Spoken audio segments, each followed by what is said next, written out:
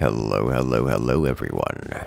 Welcome one, welcome all, welcome back to the Fronts tournament. First Fronts tournament. And, well, things are looking like they're kicking off pretty quick here. Let's go ahead and get ready to jump into the action, as the next round is ready to go, so we'll be starting out momentarily. You guys can use the bracket command to see the bracket for yourself, but we are starting out with the first match here, match number 5. I'm going to say thank you one and all for stopping in as we are just getting started here. The players are ready and the first match is made. Everything is on time. You'll love to see it. Let's do this.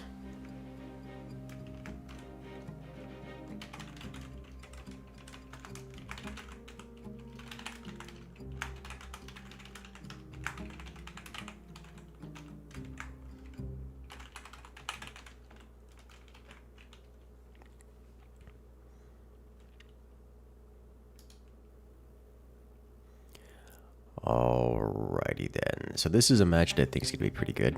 And teams I think are relatively even-ish, we shall see. After yesterday's showing, I suspect we're going to see an immediate shift of the meta. I say meta as if meta is a thing that is formed here in the fronts mod.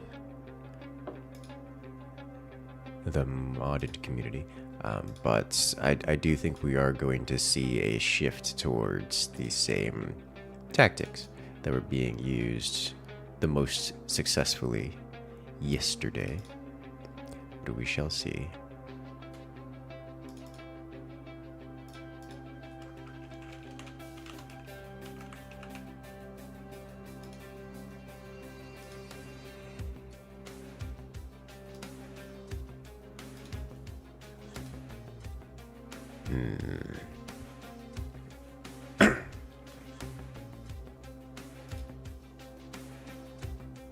You could do it. You could load. I believe in you. I have faith.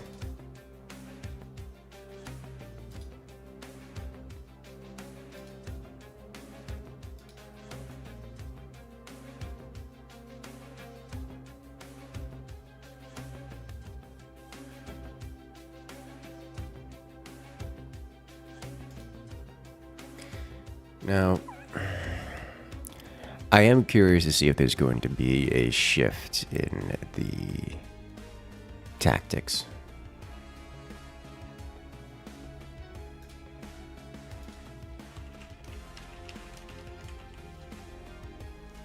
Because the big tactic used last time was a little bit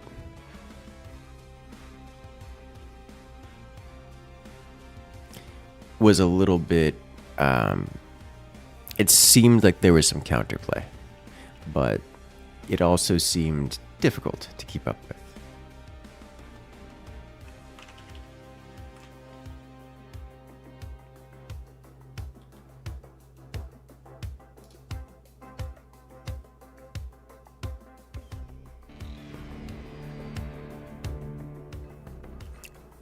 But now we are off to the races.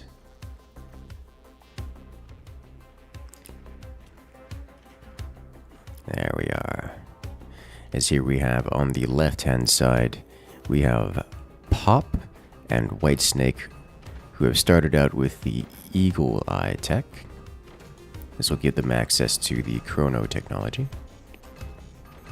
They both have taken the Chrono technology. This gives them the Orbital Sniper ability. It gives them the Chrono ability, which is a instant build currently constructed devices and weapons. It gives them the Chrono Bomb, which we have seen a few times. This is quite effective. It's the explosive barrel they place on the opponent's fort. And more importantly, it gives them the upgraded energy generators. Each of these is twice as effective as the previous one. On the other side, we have we have Nubik and Road to 1 MMR, who started with the Phantom Commander. This will give them this particular tech. Now, this is a weird one. Okay, well, this one starts with the probe drop, the orbital airstrike. We've seen that a fair few times, but it also gives them the pain laser, a laser which allows them to spend their stress meter to call down a single orbital strike. Orbital laser. It's quite nice, actually. I like it, as we have more orbital strike coming in. Starting Phantom gives you a hefty chunk of orbital capabilities. White Snake here has already suffered the ire of the orbital strike and lost an entire core for it. I didn't expect that, but you know, there's always something you don't expect to happen. We're seeing a lot of energy generation and a lot of supply points being used. So they're looking to ramp up their economy. Now, I am seeing Road to 1 MMR here investing in a lot of heavy ammo production and storage. This is something you do when you're looking to get aggressive. So we're seeing 1 cannon, 2 cannons placed, which seems about right to me. So we might get to see some heavy weapon usage there, or at least we will get to see some heavy weapon usage there.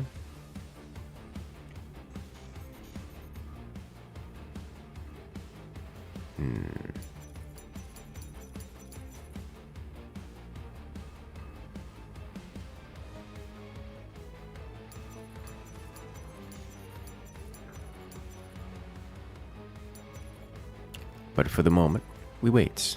It looks like, with the exception of Road to 1 MMR, we're not going to be seeing much in the way of aggression, so both of these teams are going to be going for eco. Which is fine.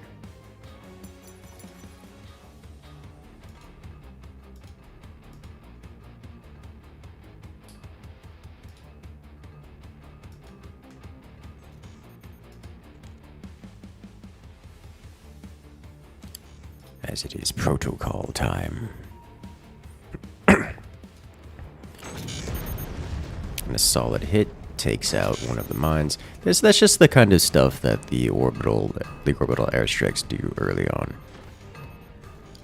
It just caused that kind of nuisance. Both players for Team 2 going with upgraded economy. The Team 1 players going in different directions. One of the players going defensive with the stasis shield, as well as continuing directly up the quantum tech tree. The other, however, going towards stabilization.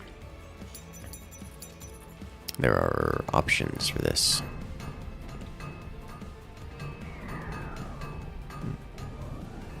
Interesting. I am surprised to see them using this particular metal production or energy production facility, because this one specifically gives the same energy as these upgraded ones, except they have a metal upkeep cost, like just a constant drain on your metal income, whereas these don't. So I am a little surprised to see them go for that, but you know,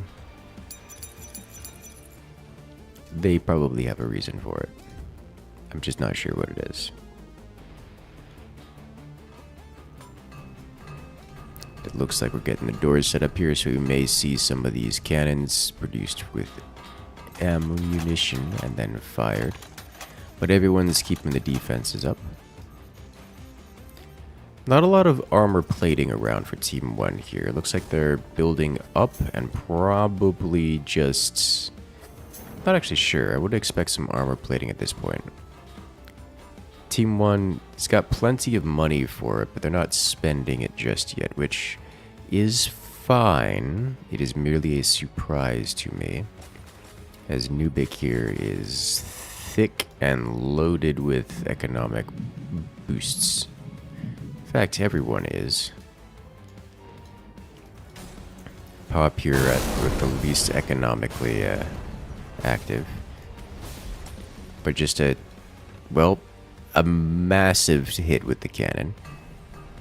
Just with standard shrapnel rounds exploding out with huge chunks of splash.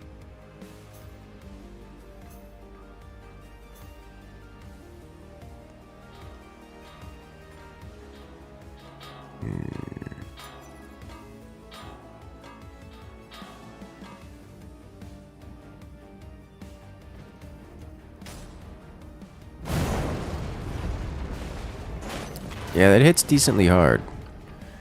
With this armor plating coming out, that will stop much of the penetration from going through. That should prevent most of the deforming. But good God, does it do a lot of damage.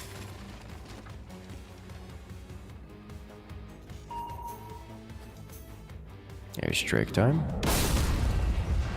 Those solid hits onto the core.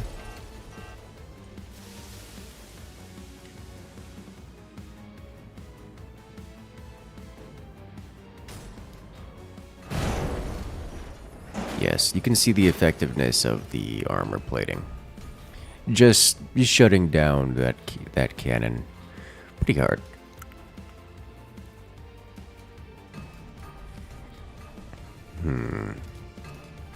Team 1 has one player going for double shot. The other one continuing up the quantum tech line. Now gaining access to quantum armor, which they're not going to be able to afford it in the foreseeable future. Interesting. Double shot tier 3s. That's probably a mistake, I'm gonna be honest there. I do like seeing the tier 3s. I haven't seen tier 3s used in fronts before. But the double shot is a little concerning to me.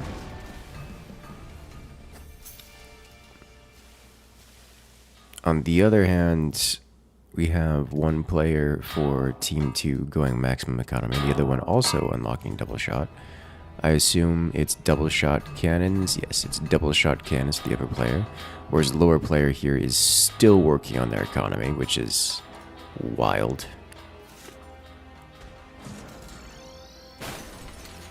Yeah, that chrono round does great work. That is a sniper shell that destroys any individual struck that it hits. So when it's hitting metal, it's just doing a lot of damage. And a huge hit here. And that looks like someone's timing out and or crashing, and it's probably me. It is in fact me.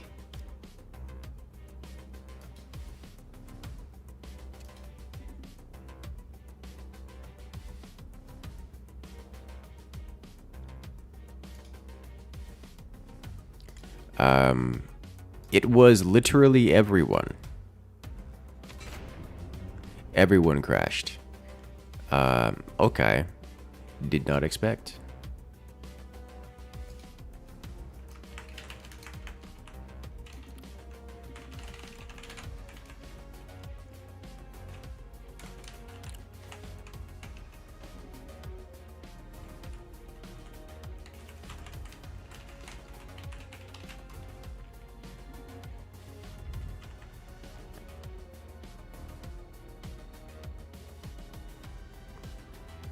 Alright, well, it looks like we're just going to have to restart that round, because everything is crashed. Alright, it is what it is.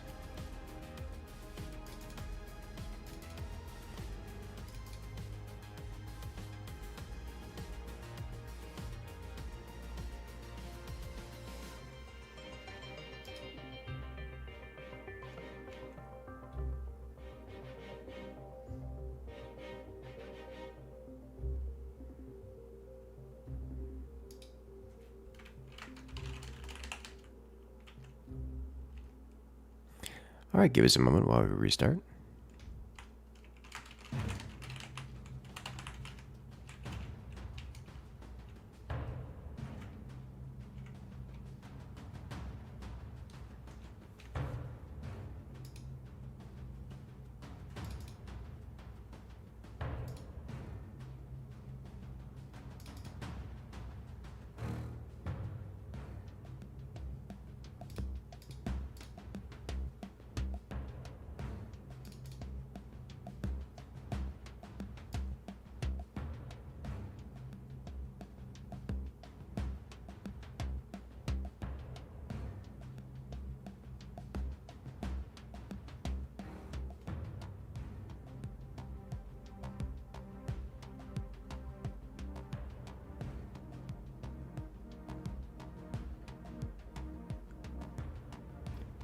Give me a second. I'm looking through the crash dump here for this to see what's going on.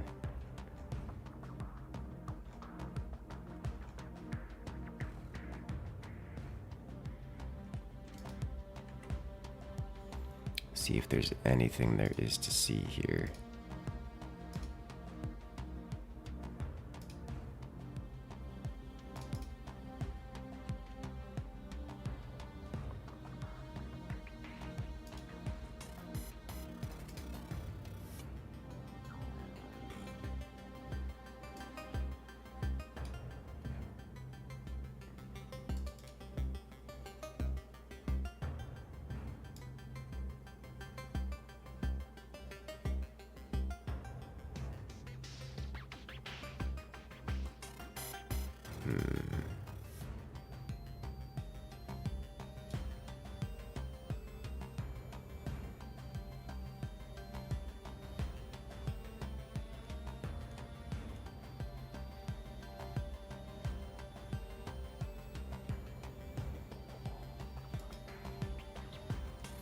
Well, at least we'll see.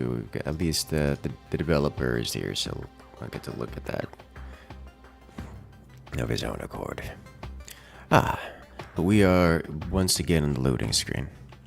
So while this is happening, I want to talk about something else, because this mod has a lot of loading, and it looks like we're actually finished loading. So let's jump into the round.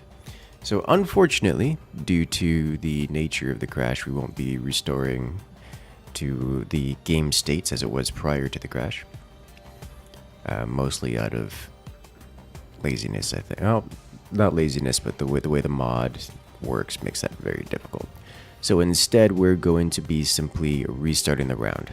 So everything that occurred, from the loss of Whitesnake's core all the way to, well, the giant economy investment has been reset, has been lost.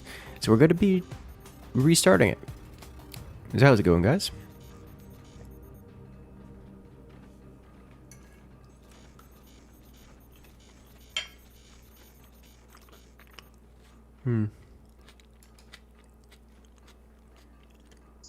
I suspect we're going to see some very similar activities.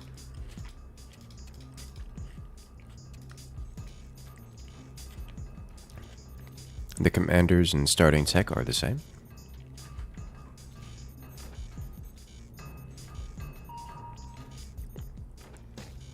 And the first orbital strike does not destroy a core, but instead simply destroys a mine, which is, you know, pretty alright.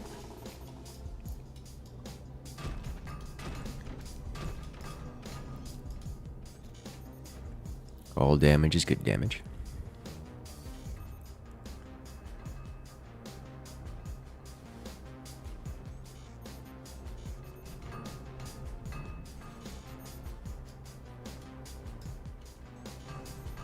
Here we have Road to 1 MMR, as they simply go for expansion. Nubic, investing incredibly heavily in the economy.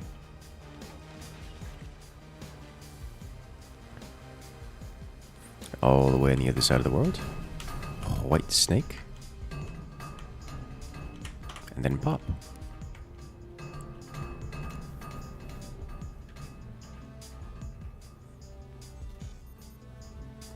I am very interested to see how this goes. Now, I was liking the openers for each team. I'm a big fan of the cannon opener. Here comes the Sky. Does some damage, but nothing actually breaking. And Pop here is technically vulnerable to such an attack with these power generators. But I don't think that's going to be a real problem.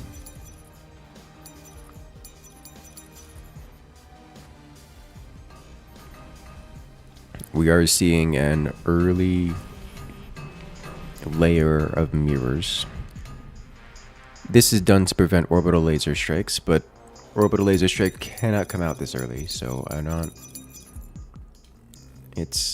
I would say it's a waste of an investment, but honestly it's not that expensive one.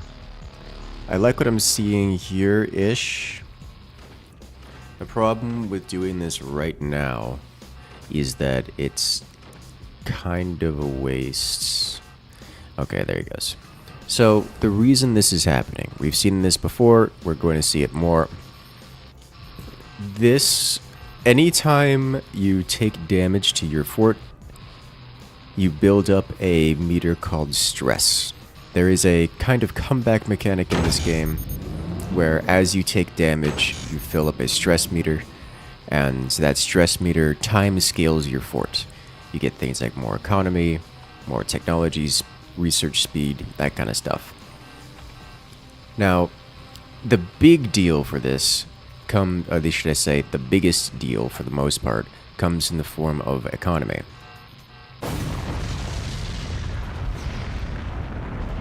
Where you have these supply points, and these supply points will develop they will produce additional metal for you over time. And they will timescale and produce more metal, more economy for you, based on how much stress you've accrued. This is true of everything, but the supply points are affected by it even more than most. So by destroying your own core, you can forcefully stress out your base, and in doing so, get a massive metal boost. And look at this.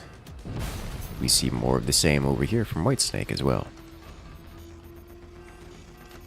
Now, we'll take a look at Road to 1 MMR's money here. Keep an eye on that, it's at 2k. Whitesnake also at coming up on 3k. As they are suddenly going to get substantial amounts of economy. Just big boosts. As it looks like everyone is building up to significant income. Now, over here we have Nubic, who this time is going for an even larger economy than last time. Which is impressive. Road to 1 MMR getting their supply drops, going up to 7,000, 8,000 metal. Whitesnake, the core explodes. And there are the chrono rounds. Team 2 here not building out of metal as much anymore. I assume this is to mitigate against the threat of chrono rounds, as the chrono rounds will destroy anything that they hit, any singular shred they hit. If they hit metal, then, well, they've destroyed an expensive piece of metal. If they hit wood, then they've destroyed an inexpensive piece of wood. Which is much less cost-effective for the sniper player. In fact, that's just negative money, because the chrono rounds cost 500 metal apiece in order to fire. Where something like a single shred of metal is only like 10. So that's, you know, not much. Here we see the chrono bomb placed and used. Kind of surprised there isn't an orbital strike hitting it. The orbital strike is also an option available to Team 1. They've merely elected not to use it, I believe.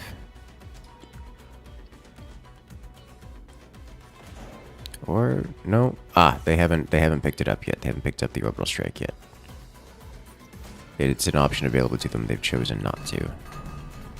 And yes, you have one player going for a double shot. Is it the sniper player going for a double shot? He doesn't have a double shot sniper, so I don't know. I think that's probably the same tier 3 player going for the double shot, which I still think is a mistake. Because the double shot dramatically reduces accuracy, and the loss of accuracy is a big deal when it comes to tier 3s. I think I've just recorded a video about tier 3s and how to do this cleanly. Mind you, the video that I've done is in vanilla forts, and this is not vanilla, therefore this is going to be a little bit different, but not that different. So like you could really just shove these almost inside of each other and it'd work out. I guess technically you could literally shove them inside of each other and it would work, but it gets a bit finicky if you're not tight on the specifics there. I'm liking what I'm seeing here. We are seeing some cannons placed, some artillery cannons placed. These are effectively deck guns if you're familiar with the High Seas DLC. We have a triple minigun. Interesting.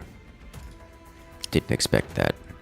Especially once he goes off to the side to pick up cooldown reduction. And probably also wants stabilization to go with it. Like you pick up this tech and this tech, likely in reverse order. And then you just minigun.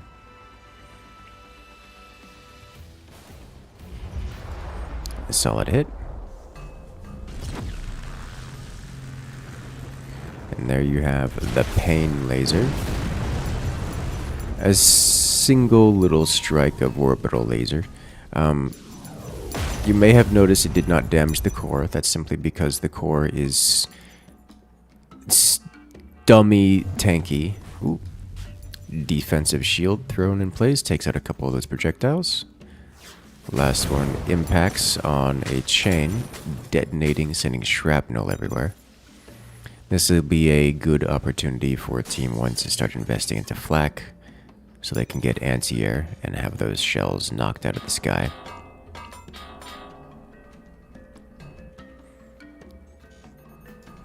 Interesting note, both players from Team 2 here are using indirect fire weapons, weapons that require some exposure to the sky. And as such, Tier 3s should, in theory, be effective against them. The problem is that when you have double shot active, you get this split between shells. And I think that's going to be a problem for the cannons here.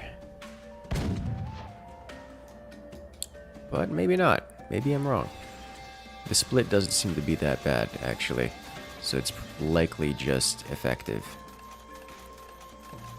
As we're going to have an impact. A solid hit. That's actually beautifully placed. And it just works. Alright, now we have double shot active on these. So we're going to have a lot of artillery shells flying through the sky. Alas, they are defeated. So now these two cannons are going to need to have better ammo applied to them. So at this point, the team is looking, Team 1 here, at least this player in particular, is looking to get up-tiered ammo. Could go with incendiary rounds, but there are options. You know, I stand corrected. The double shot is not as problematic as I thought it was going to be. Especially not on forts this wide. But that's AP ammo coming through it, it would seem. Actually penetrating the armor and getting some damage in. There's just enough bracing, just enough armor defenses around everything to prevent those AP rounds from critting out and destroying all the things, but did that miss? That just missed. But the AP rounds do damage things, and the damage is quite expensive. This is a metal structure. This structure costs 850 metal, which is a lot of metal. That said, you have Road to 1 MMR here, who's been doing heavy eco investment, is now sitting at 36,000 money, which is kind of a lot of money. Also sold off all of his artillery pieces. Is now swapping over to miniguns. I think he's indecisive as to what he wants and where he wants to put it. Love to see those tier 3s continue firing here.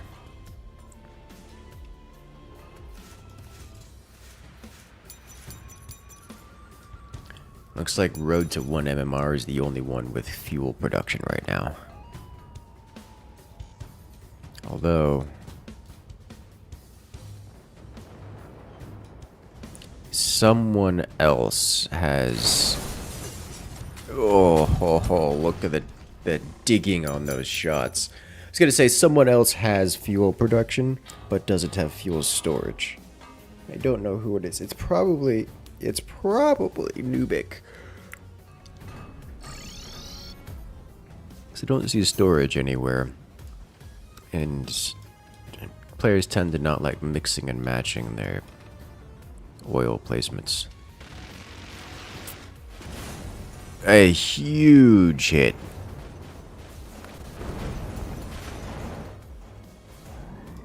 Not only destroying a minigun, but actually taking out internals, important internals, as we see an EMP wave wash over Nubic's base. This happens when the player runs out of energy, runs out of their supply cap there.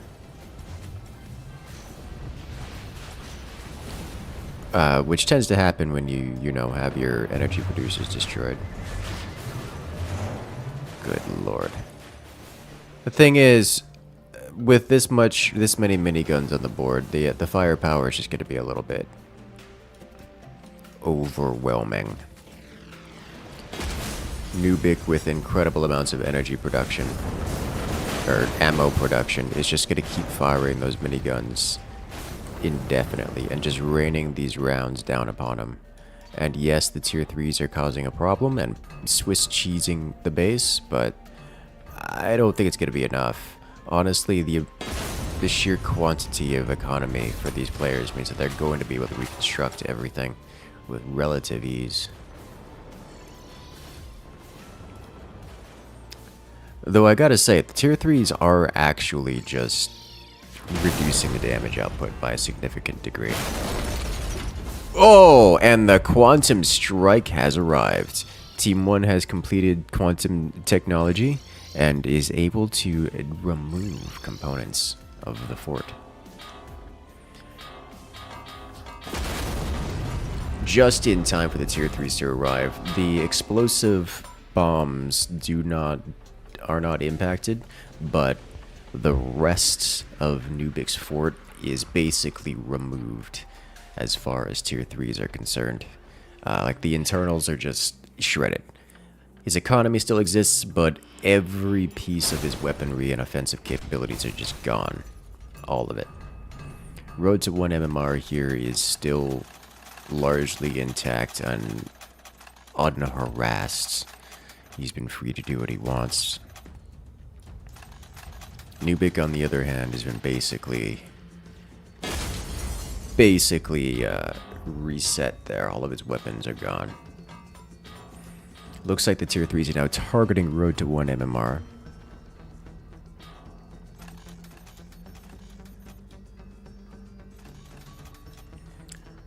So I'm curious to see how that's going to work out. As Road to 1 MMR has some pretty chunky pieces of armor stopping those tier 3s from getting into a bunker section into the economy. But the weapons are completely exposed. Exposed and vulnerable.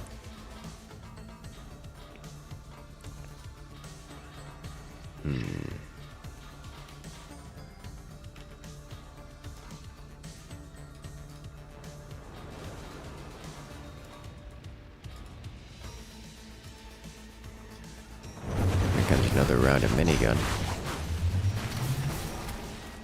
Yeah, Pop has just been reset to the Dark Age.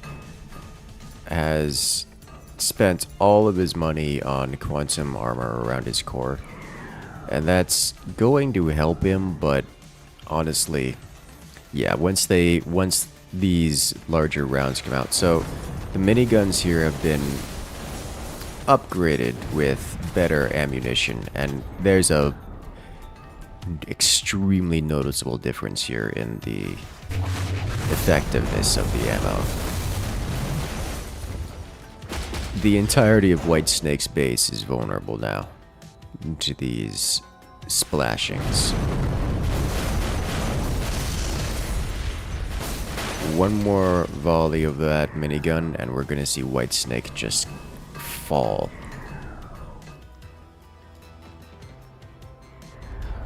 Ooh, this core is definitely vulnerable to the airstrike. Definitely also need to see these tier 3s firing again, just to apply some pressure. A huge hit. Another quantum strike, top bar ability. Doesn't actually deal any damage of significance, but that was close. That was extremely close.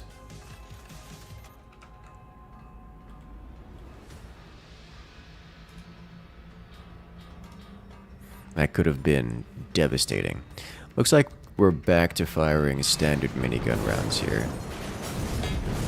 Oh, but both tier 3s go down. They were undefended, at least from the top angle. Looks like we have some shrapnel minigun rounds as well.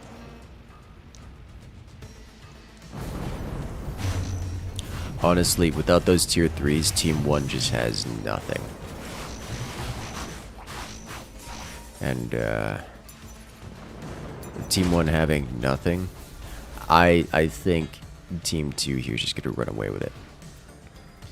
I mean, just comparing the economic power of Team 2.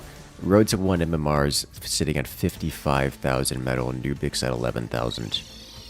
Pop, for reference, the player here who is struggling, is down at 2,500 metal.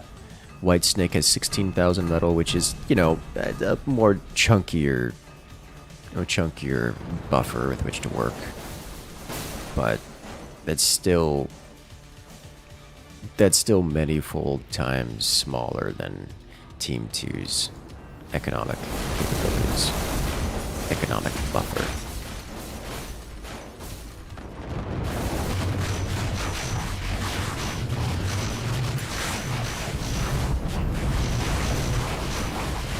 Yeah, that shield's working wonders at keeping Snake alive.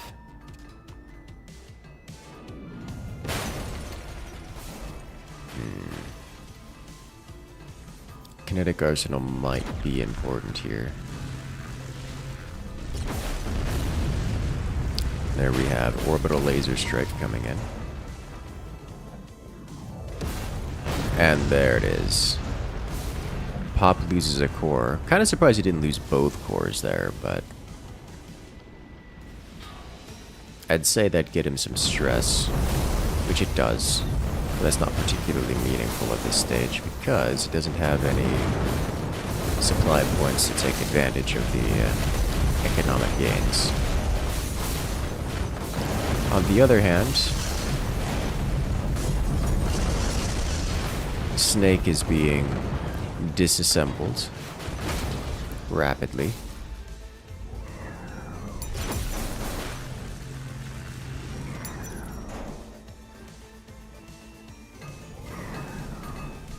Okay. Well, that was exciting.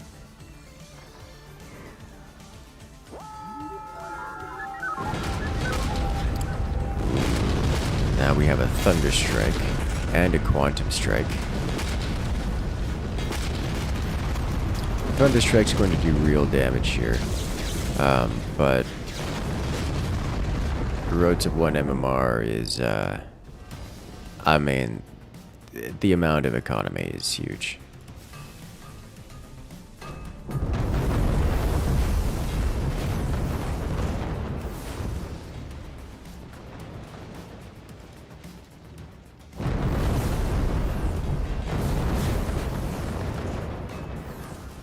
Okay.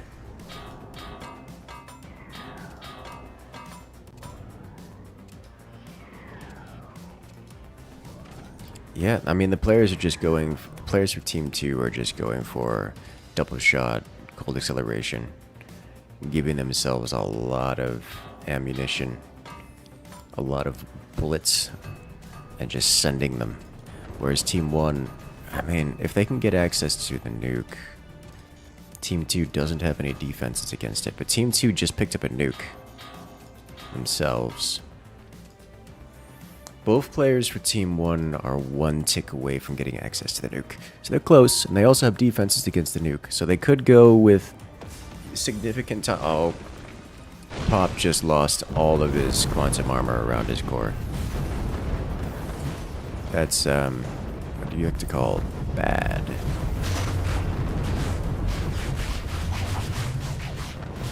Pop could actually, I think, afford another quantum armor here. Just toss it up there just to keep his core alive a little bit longer.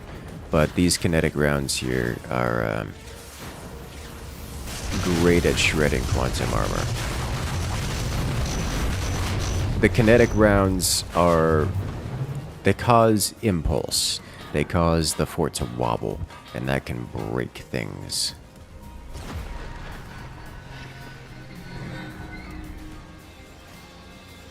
Oh dear.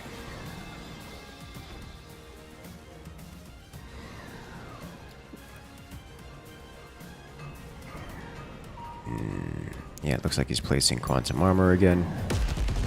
Nope, not fast enough. Orbital strike takes him out. One player remains.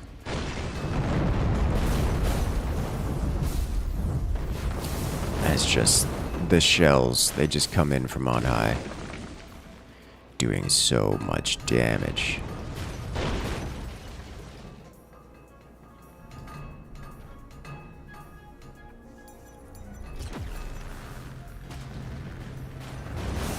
An orbital laser digs in. What are you actually attacking with beyond just miniguns? More orbital laser. Orbital laser doesn't deal that much damage. It doesn't even get through a strut there. Oh, a quantum strike. Oh no. Team 1 manages to get a beautiful quantum strike. Nubik loses pretty much the entirety of his fort, whereas Road to 1 MMR just loses the front. Like, the whole front fell off. But the front was pretty much just armor, so nothing that's going to be game-ending for him. Although he did lose a couple arsenals, it would seem. He's running low on ammunition production. Nubik is just missing. Here we see a pair of cannons added in for Whitesnake. The impulse isn't enough to break anything. But it does cause some concerning wibble in the wobble.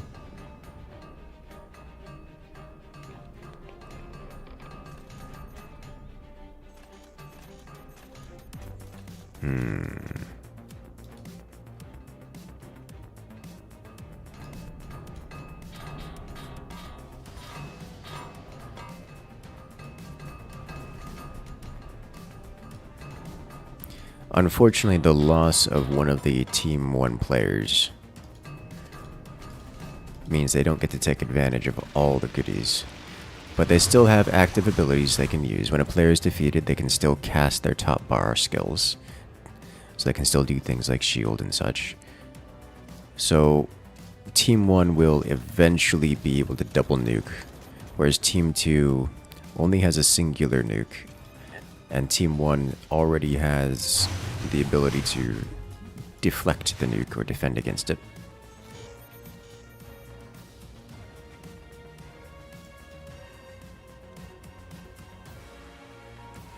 So there's actually a real chance here that Team 1 wins this, and it's not a small chance either.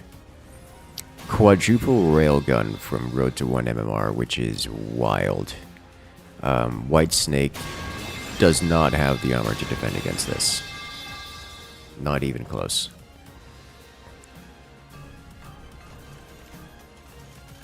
If those railguns come online and land their shots with decent ammo types, we're going to see Whitesnake here just fall all the way apart.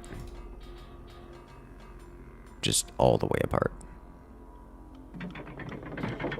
Whitesnake getting aggressive of his own accord. I think won't be doing any damage, yeah.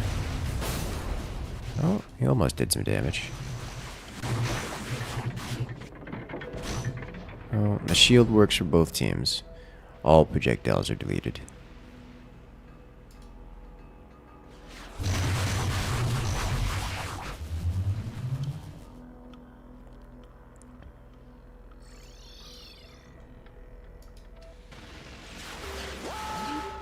thunderstorm might slow down Road to 1 MMR here by dealing damage.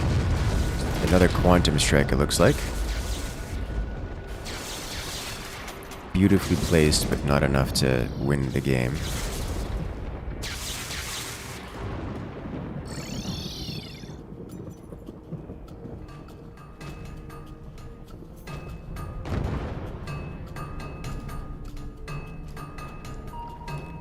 Once the nuke comes through, yes, do it. Orbital, that is an orbital sniper. You see he's finally taken. I don't... Okay. Kind of surprised to see orbital airstrike taken this late. The orbital sniper. But we will see the nuclear option. Yeah, there are 9 railguns on the board right now. White Snake will not survive this. It's just a matter of, can the nuke win it? That is Team 2 dropping a nuke. As we saw, Team 1 can deflect it, and did successfully, redirecting it into the center of the map instead. But the railgun just kind of breaks things, and there's a lot of railguns. Team 1 cannot sustain firepower of this magnitude, that's for sure.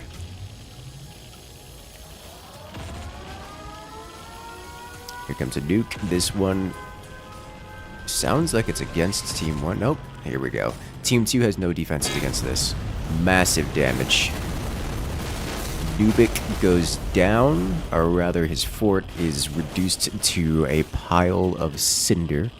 All that is left is a singular core and a tiny amount of... Oh, please. Please do it. Orbital precision strike. You got this. Orbital sniper. Orbital sniper. I believe in you. As those railguns are picking apart White Snake's base, or at least what's left of it. The kinetic round's doing a lot of impact, but not enough to break him.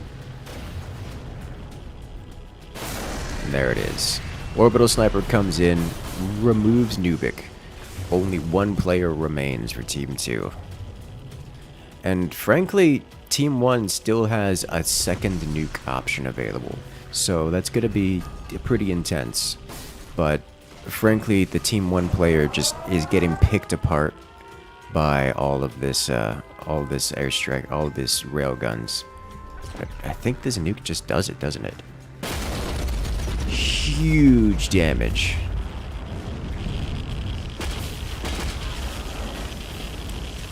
But more importantly, Road to 1 MMR survives. There just isn't enough damage there to finish him off. God, the orbital lasers from Team 2 are just, they're not stopping. They just keep doing damage. And they're not going to stop, by the way, those orbital lasers. You probably should just invest in some energy shields across the top of this fort. The radiation here is a problem. Looks like he's getting it cleaned up, but it still does some serious damage, just dissolving nearby components of the fort. Yeah, the railguns are still active. White Snake's gonna be in trouble here. He's gonna be relying on active abilities to defend against them, but that's not a long-term solution here.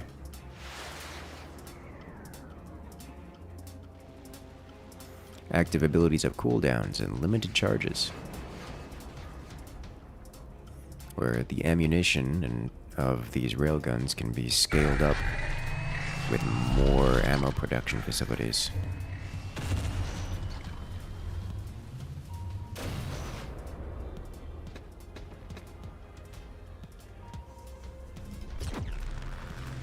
There you go, there's the laser. Or there's the mirror to reflect the laser.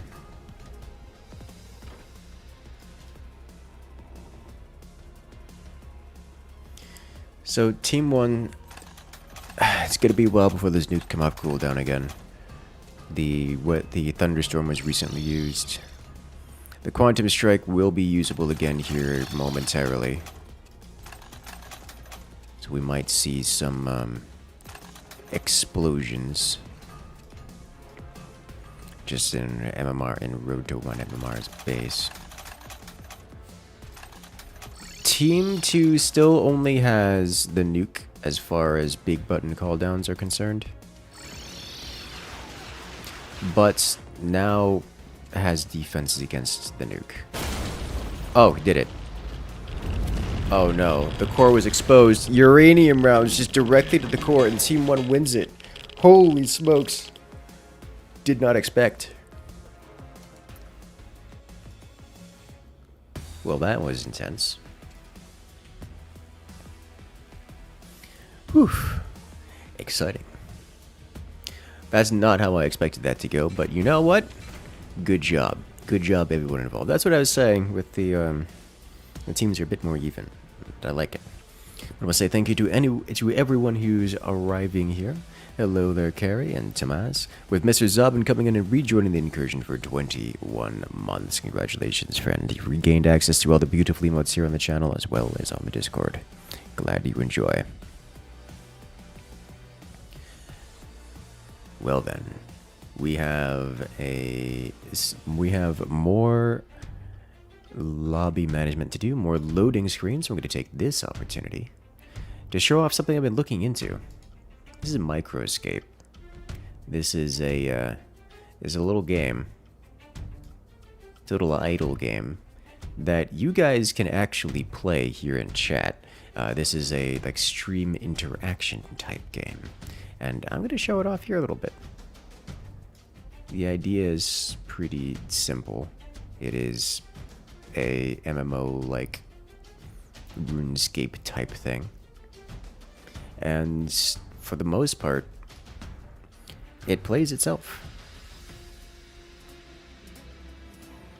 As it is an idle-like, but there are some interaction bits that are required.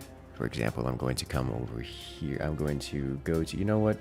My character's been doing this for a while, so let's go work on leveling up our crafting. Let's visit the overworld here. Here's the map. Where do I want to go?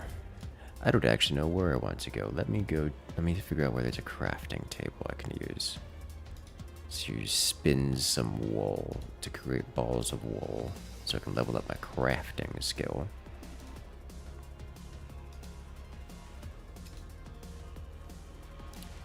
Here we go. These are locations. We're at a spinning wheel.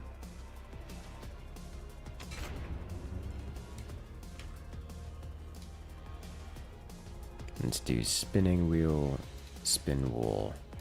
And there we go. And our character will meander on over to that location and start activating things.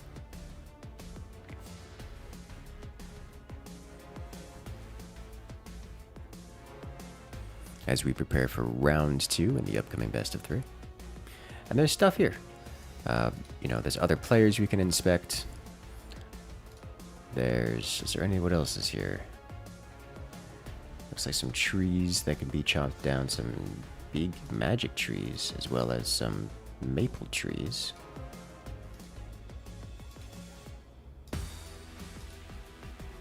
Can't fish in this water. But it looks like everything else is going cleanly here. So we'll let this go for a minute as we level up our crafting capabilities and get access to the ability to craft bigger, better things.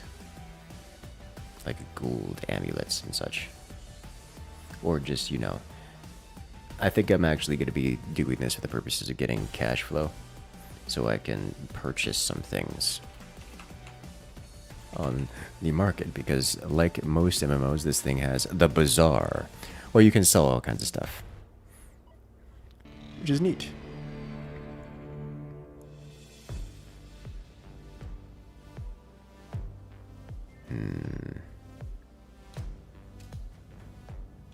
We had some players, just for those hearing fort sounds in the background, we had some players disconnect. some connectivity issues, so nothing is happening. You are not missing anything. Worry not.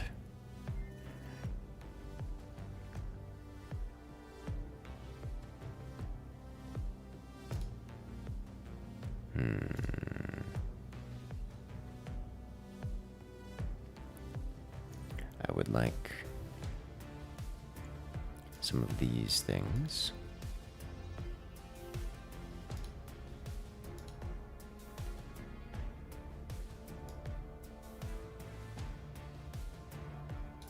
Though I'm not sure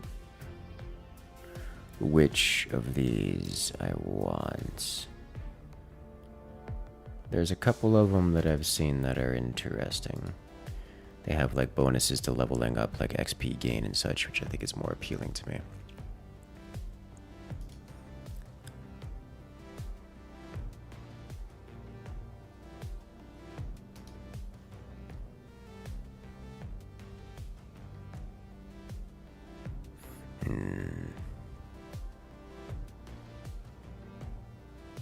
Yes. Progress.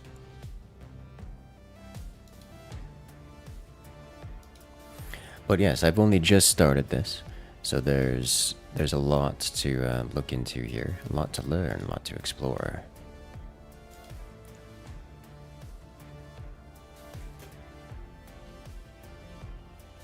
Like a lot to explore.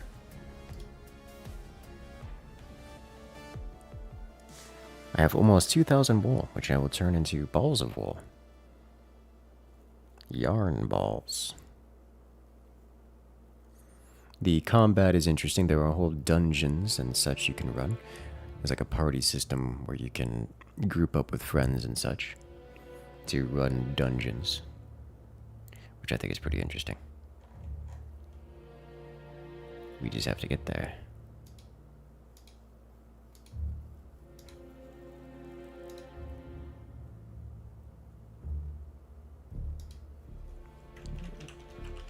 What if I look up this? No.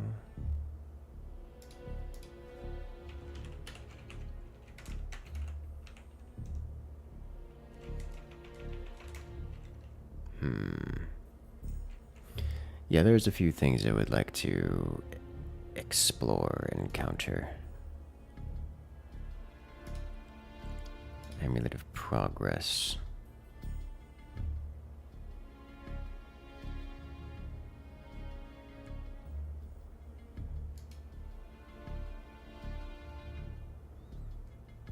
Yes, here. Chance to gain double experience from skilling activities. So I want something like an Amulet of Progress. So if I can go to the bazaar and look up Progress. No one's selling it. Interesting. I desire it, but no one's selling it. So we'll see how that goes. There's a couple of them like that I would want.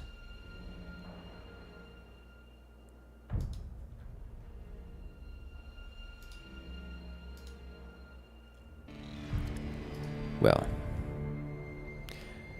either way, the next round is ready to go, so let's jump into the action.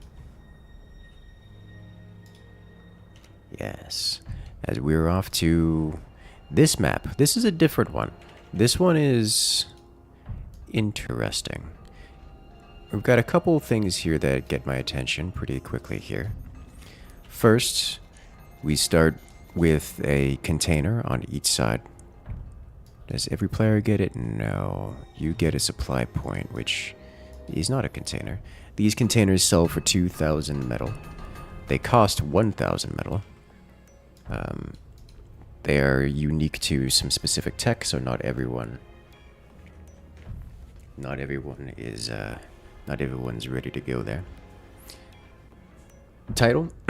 That is Microscape, which is pretty interesting.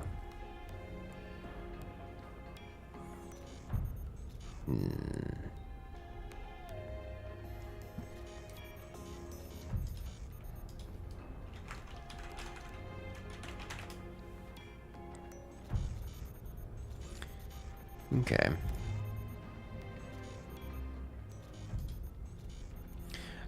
But the other interesting thing is that there's a giant wall of metal in the middle, so we're not going to see super early aggression here. Now I'm going to look for stress lines. Yeah, okay, this man's using cheaty tactics to keep this thing intact. So we're going to have floating metal for a while.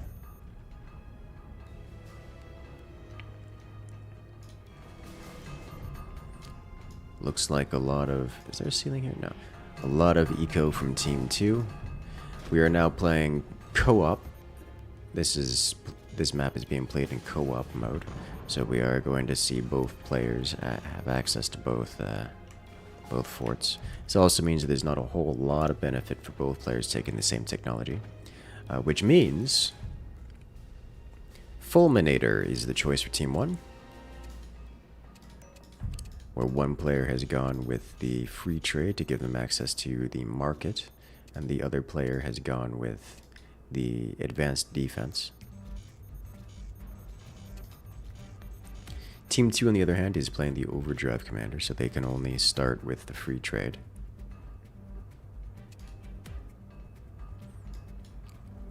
Overdrive commander, I believe, also gives... Wait, does it give access to the container? I don't think it does, actually.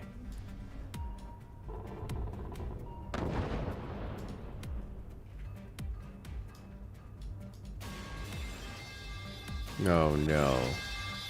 Oh no. This is allowed. They could do this. That's kind of funny, actually. Well, those are gonna live there for indefinitely. Is this a tournament? Yes. Yes, it is.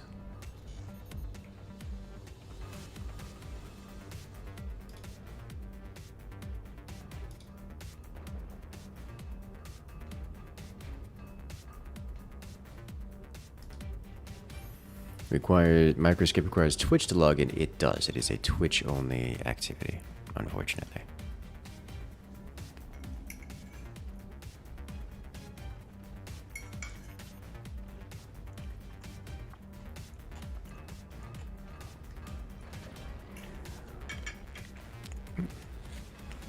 I'm tempted to fire the laser, but ran out of power.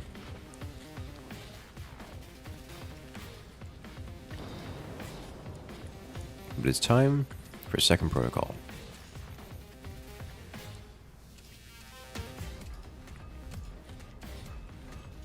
Both teams gaining access to the cold acceleration.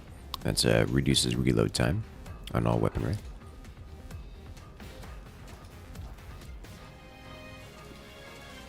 Team 1 going with the turbo oil for bonus oil. Team 2 not doing so, but Team 1... Sorry. Team 2 going for turbo oil. Team 1 choosing not to do that, instead getting aggressive, but also getting access to the upgraded energy production, so that's going to be nice for Team 1.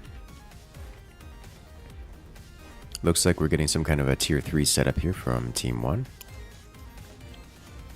I don't know how well that's going to work, just because I don't know this map and I don't know what the ceiling on this map looks like. But I do appreciate the tier 3s. I am curious to see how well they work in fronts as a concept. I'm not super enthused, or should I say super impressed with the damage output on the tier 3s so far, but hey, I can test them out myself.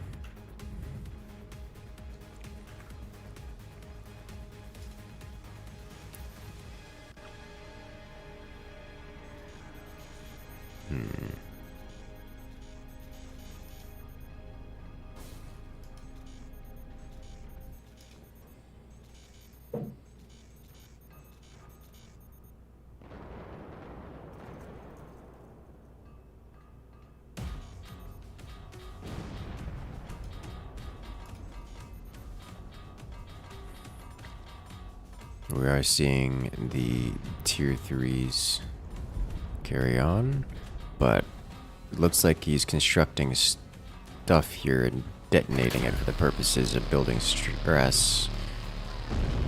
But does not have much in the way of supply points to take advantage of it.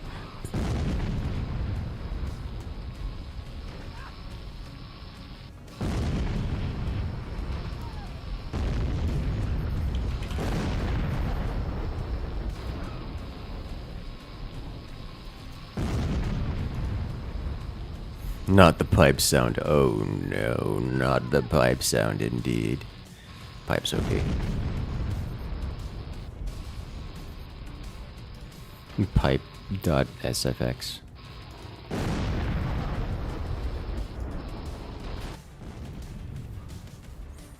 Alright, looks like one cannon has been lost here from the tier 3s. Does have the CDR associated with it. They probably do want to also get the... Yeah, it looks like he's going for the double shot as well. So double shot plus CDR means that they're just going to be pumping out some damage. Oh, that's way too far. That is way too far.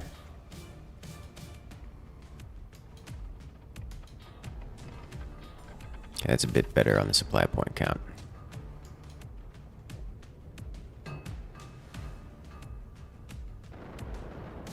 That said, the supply points for this man are ridiculous. I'm sorry, if you see that many supply points, you just don't shoot the guy. Like, that's just, you can't do that.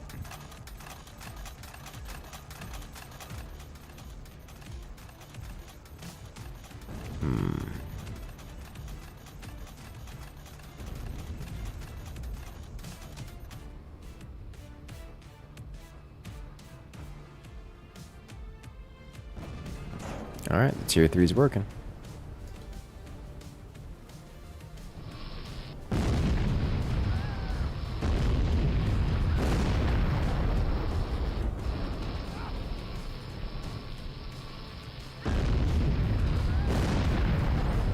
Such a wild tactic.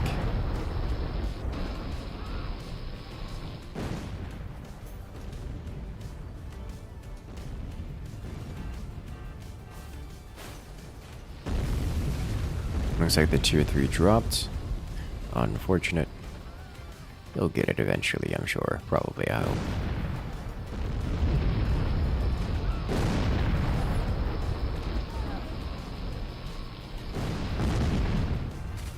Another tier 3 drop.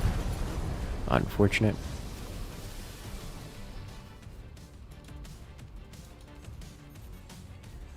Okay. God, there's so much. So all of these belong, every single one of these belongs to Team 2. Team 1 has no fuel income right now.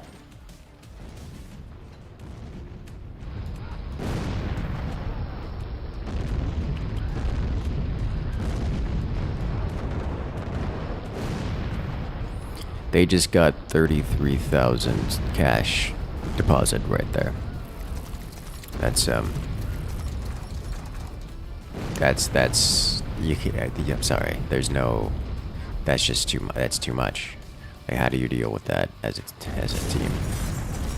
Like, you can't outpace the income from the income. Not with cannons.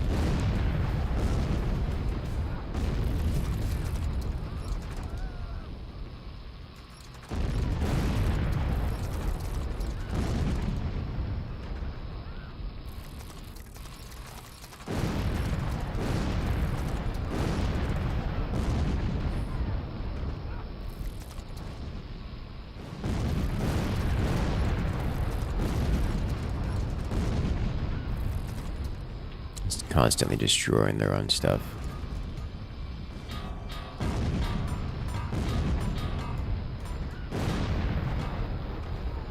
Oh dear, oh my.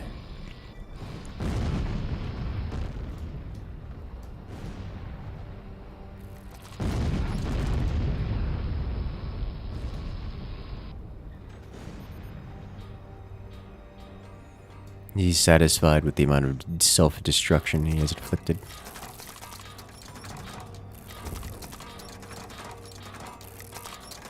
So much.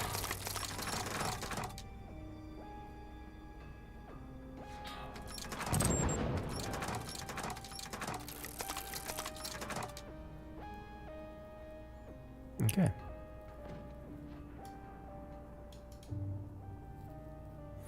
Why are they destroying their own buildings? You're so confused. Well, this is fronts. This is a total overhaul mod that changes all kinds of things. One of the big things is that income is mostly obtained via supply drops. You'll see those drops coming in from on high, drop down upon the fort, and when they arrive, they deposit money. Now, here's the thing. Fronts also has a comeback mechanic. When your fort takes damage, you build up what is called the stress meter. As your stress meter increases, your fort gets time scaled. So you get things like faster technology research, things like, and most importantly, at least in this case, things like faster airdrops. So what these players do is they're filling their fort with supply points to call in even more airdrops, and then time scaling themselves by destroying their own stuff, building up their stress meter, so that they get even more supply drops. Team 2 here is sitting on and floating around 99,000 metal, which is the most amount of metal that can be held in a fort in vanilla. That's creative mode levels of money. So Team 2 cannot run out of money for like the rest of the game, period.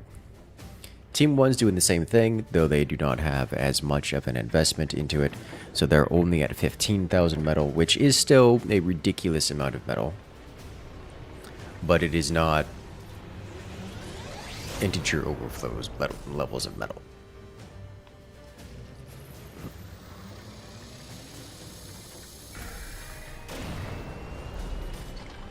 They really gotta put some better ammo in those railguns. They really gotta put some better ammo in those railguns.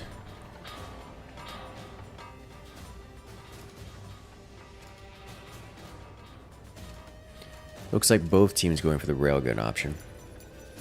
But Team 1 really doesn't have better ammo available to them, I don't think.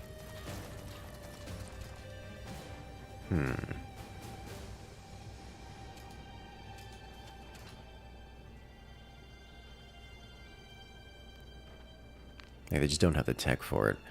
Realistically, Team 1 is going to need the kinetic arsenal in order to break through this, because this is not going to happen otherwise. And this is going to be 6 railguns here for Team 2.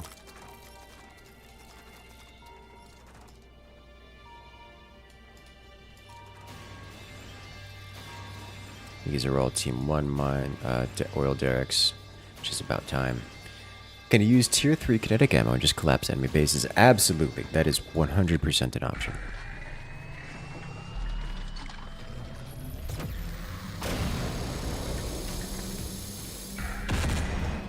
Oh, we have penetration of the door as the orbital laser sweeps across the rear base here.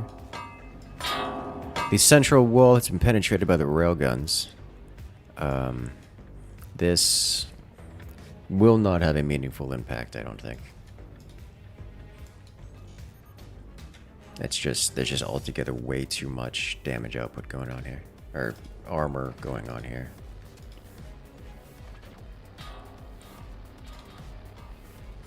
Using lasers to burn through the centerpiece. The quantum armor has been unlocked by Team 2, and they will immediately add it onto the front, which means things like the railguns will no longer be a thing.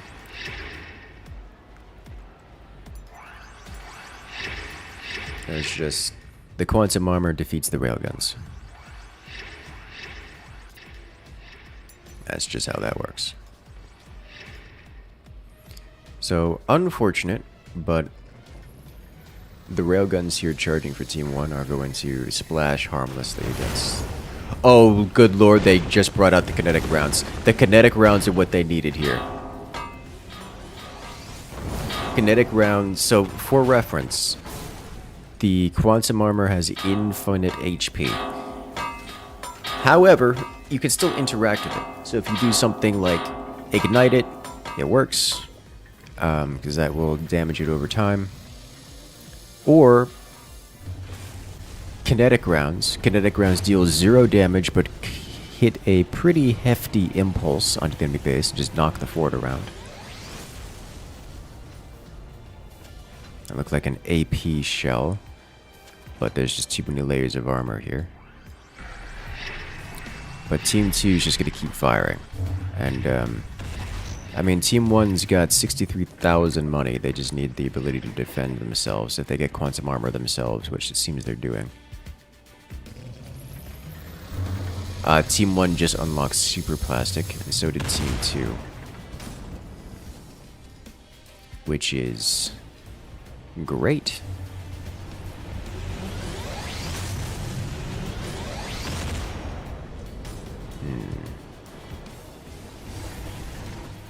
As the railguns fly back and forth. Looks like there's some high-X shells in that one.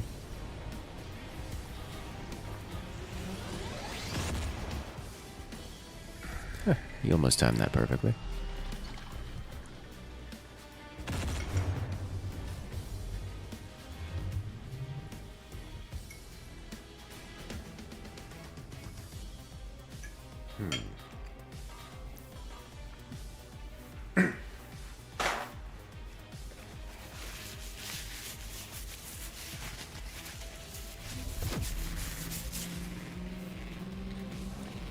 Orbital laser again. But the top of the fort is covered in mirrors.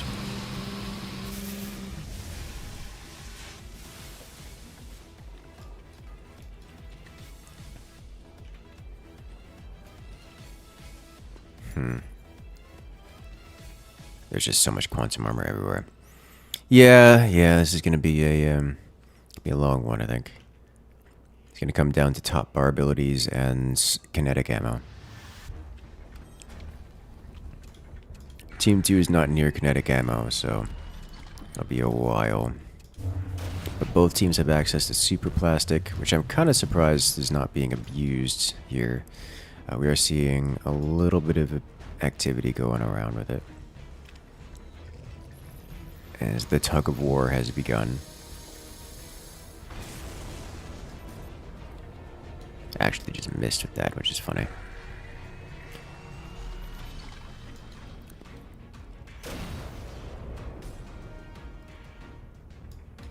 The super plastic wars have begun. So it is actually possible to end this game in one team's favor or another. Oh, does he get it? He does. Team 2 is officially winning the tug of war battle. Getting themselves a bit of connection up there.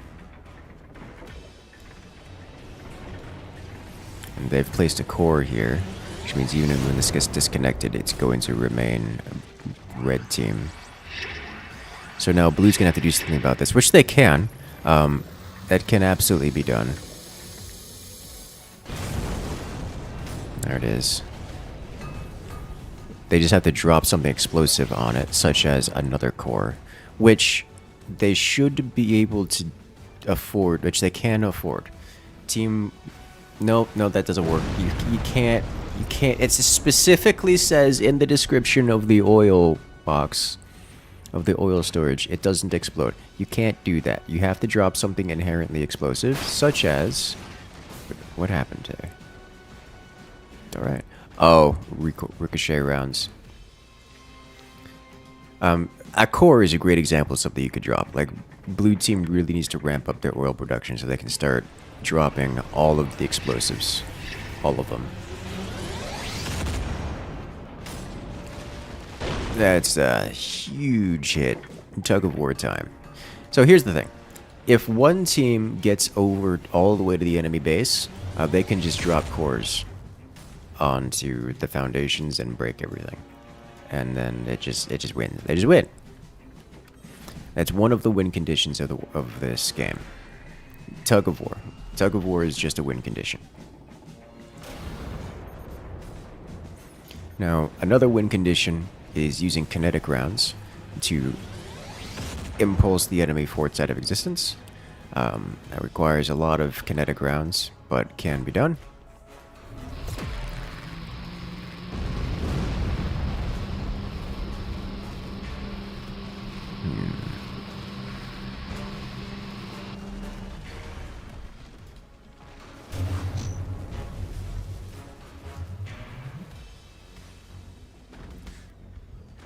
Another win condition is massive top bar ability spam, which I don't think anyone's near at the moment. It's just altogether too much. Looks like some incendiary type rounds, classification of rounds being used in that shot.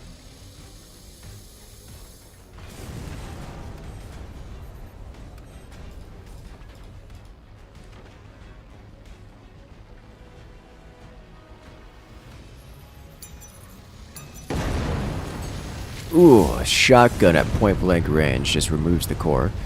That gives blue team the ability to advance, and red team loses ground. They are now, once again, meeting in the middle. This is going to float, by the way. Like, this isn't going to fall, which is awkward, but this is what happens when developers use cheaty tactics.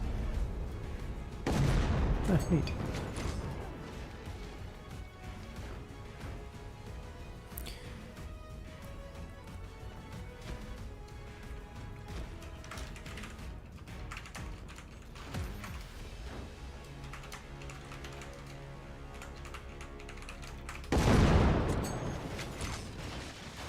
Yep, shotgun is just clearing it out. Yeah, they're good. But this time blue has developed a core of their own. They really need to add in another fuel storage so they can afford more than one core worth of oil at a time.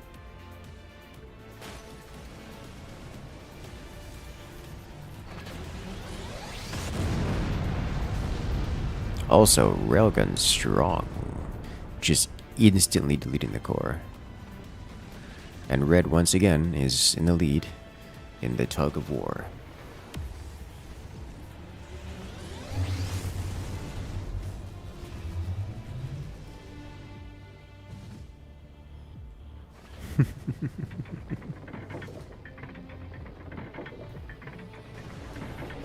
Oh dear, oh my.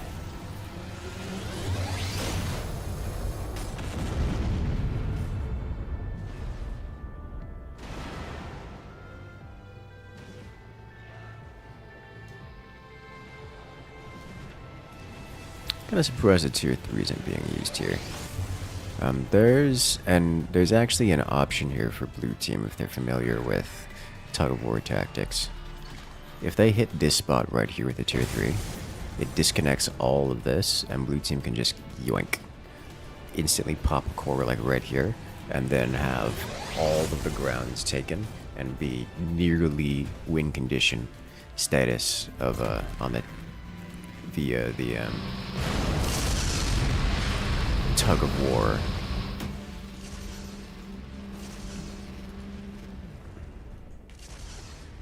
Very nearly.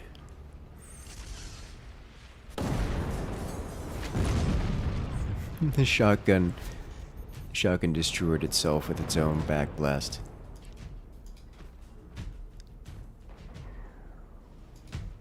That is wild. The tug of war is happening. All the while, the teams are just kind of growing their technology, working up toward bigger, better options themselves. Team 2 has gained some proper defensive tactics, as we have the core.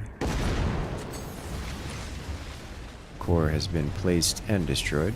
Team 1 has developed the nuclear option, which will exist, but probably won't be game-changing here. Both teams have access to anti-nuke tactics.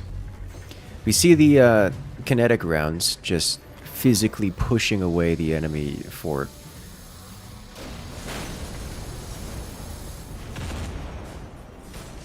Doing some good work there.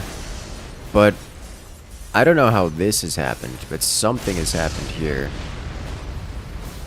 Team 1 has lost the entirety of their rear fort, which is not what I expected to see. I'm gonna put Team 2 at a significant advantage here, as the rear fort was most of their economy. Yeah, it's just gone. All of it's gone. Alright, well, Team 1's still sitting at literally max metal, at sandbox infinite metal levels of eco in their reserves, so they're not in immediate danger of being wiped out or anything. But oh no, Team 2 has won the.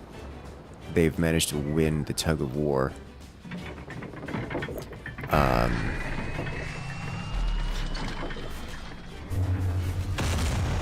That means Team 2 has win condition available to them.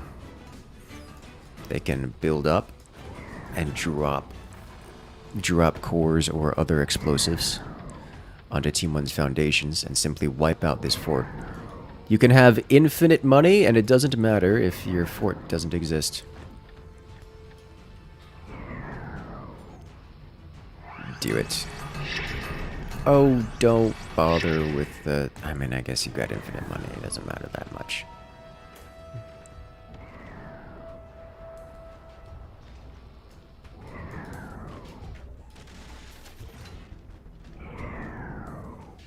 Alright, come on. They're going to be firing that. They're going to be firing this in a moment. This whole thing's going away. There you go. Nope. It's been sliced. You can do it, I believe in you.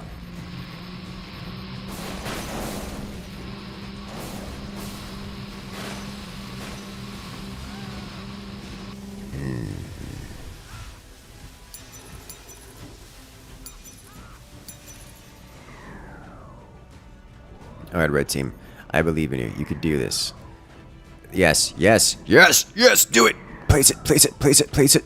No, no, no, why are you like this? Why are all of you like this?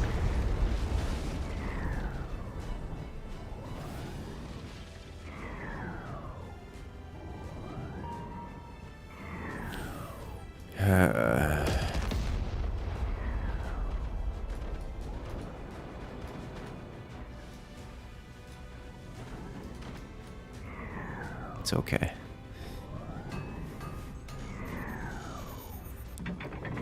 Have you learned your lesson?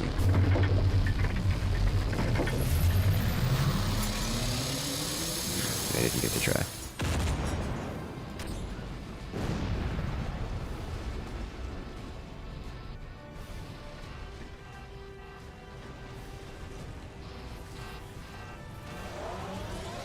Nuclear launch detected.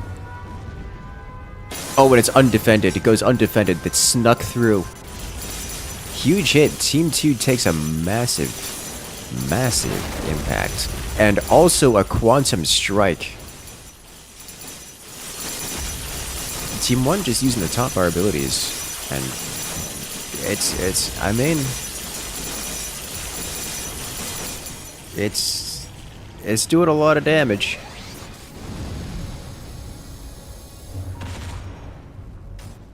Oof. More orbital strike.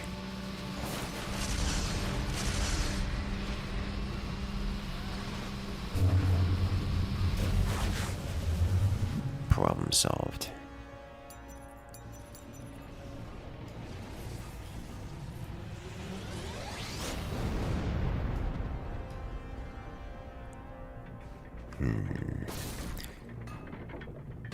Looks like Team 2 is going to recover here just fine, which is not a surprise given everyone involved has integer overflows levels of money. Like Team 1 is literally just not even bothering to build their eco. Like I don't blame them. They just don't need it. It's just not necessary. That said, they do require oil production, which it looks like they're getting here. I am disappointed that the tug of war is no longer occurring. Because they could just win. But I suspect the players don't know how to.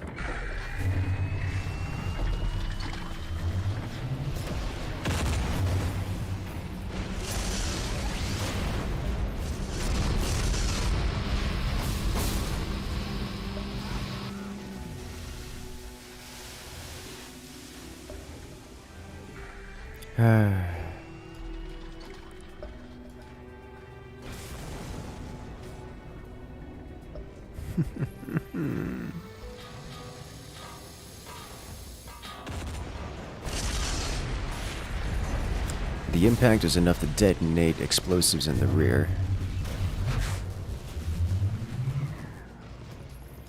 Alright, we're seeing some progress on the tug-of-war side of things. The base, honestly, is falling apart to the point where it may not be required.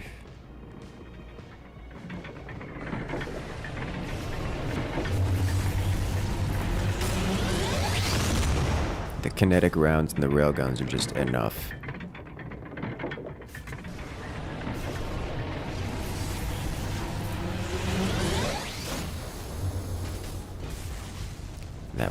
That could have been bad. Every time one of those railgun rounds gets across, it's potential for game-ending amounts of damage just because it causes ripples of stress across the fort and crunching of bracing. Oh, Thunderstorm. Oh, this is going to deal incredible damage to Team 1 here. Let's say as if Team 1 has anything left. Yeah, the railguns are gone.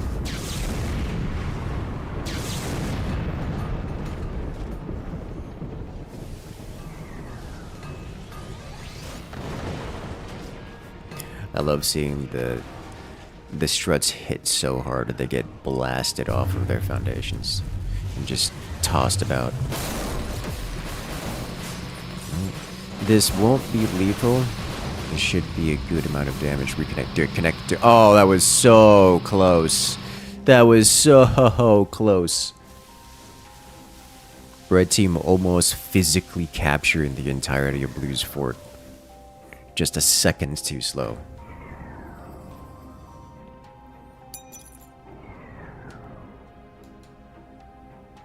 Just so close. But yeah, both teams still at the infinite money category of richness. Alright. I think the red players have given up on the attempt of destroying blue team via... Oh, this is here. I got excited for a moment.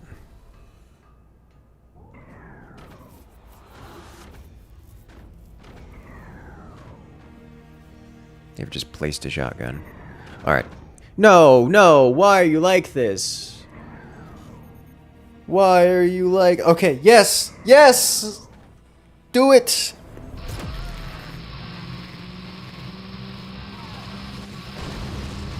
Well, don't drop it on yourself.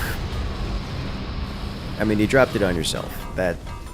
you only have you to blame for that.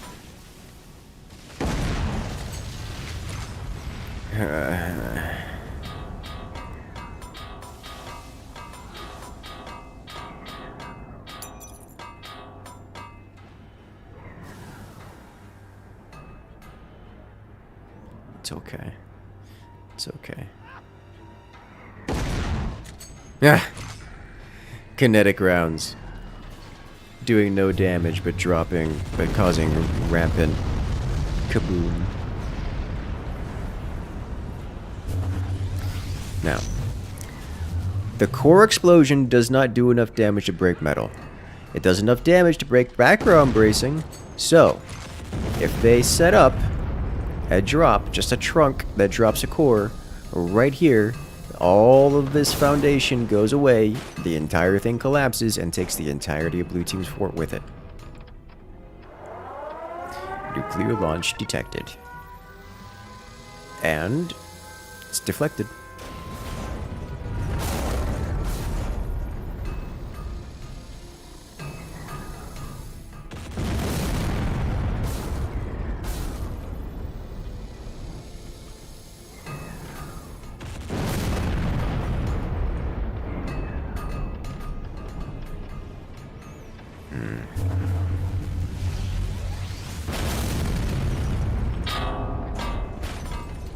Just keeps going.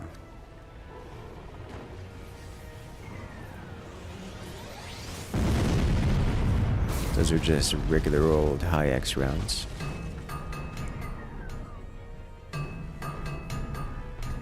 The thing is, the teams have so much money apiece that it's just gonna keep going.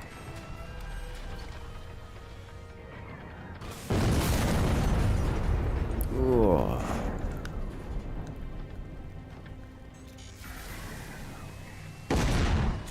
Oh, uh-oh.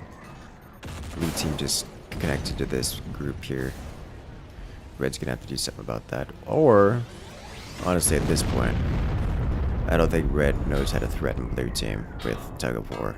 So, I think it just doesn't really matter.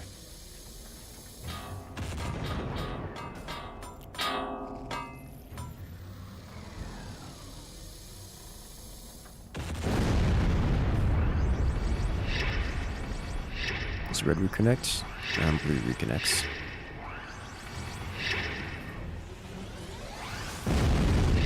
I didn't realize quantum armor could build so long. That's actually hilarious.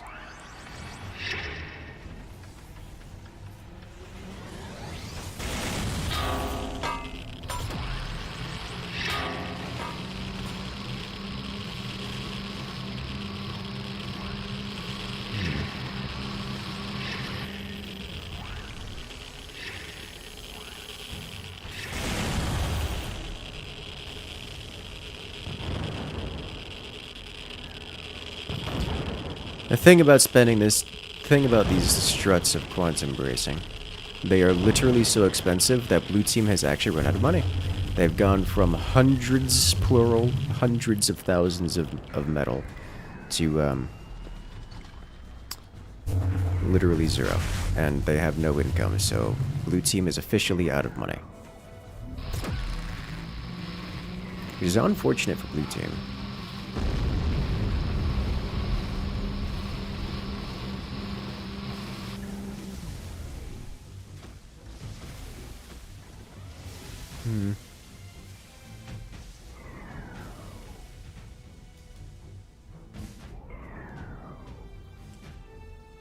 Blue team is still getting a little bit of cash. They're back up to 3,000.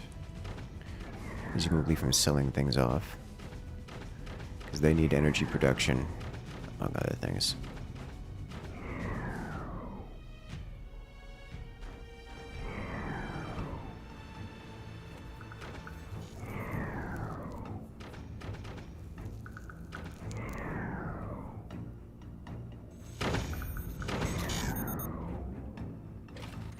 You have energy production again.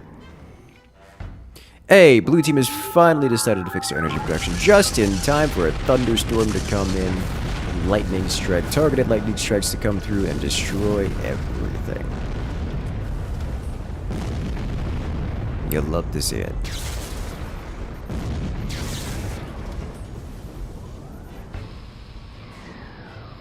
There's the fire beam. We'll try. But the quantum armor is practically indestructible. It just kind of takes 0 damage from everything. Nuclear launch, this should be against Team 2, but Team 1 has the defenses, so it is slurped out of existence. Yeah, I mean, there's a couple of things here that can take damage, like these ammo boxes.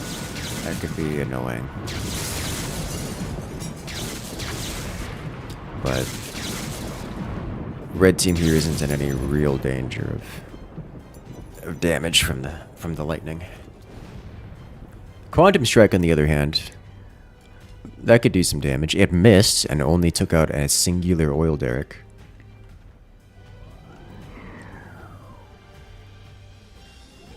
I would have liked to see this sniper here earlier for quantum snipers.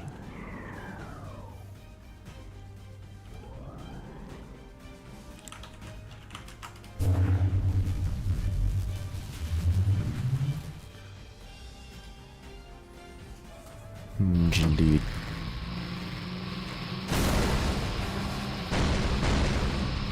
Quantum strike looks like it removes the mirrors, allowing for the lasers to penetrate. Getting pretty deep inside.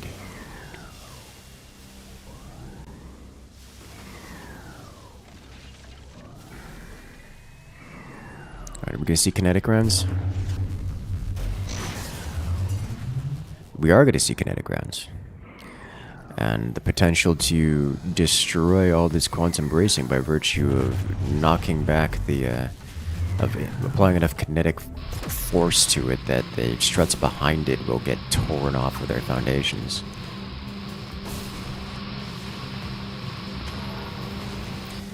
I genuinely didn't know you could build quantum struts this large. If you could build quantum struts this large, you could build the world's most immovable. Oh yeah, the chrono rounds just unmaking it all. Do it. Do it. Perfect. Chrono rounds. The hard counter. Finally. Finally they're digging through. The nuke is defeated again.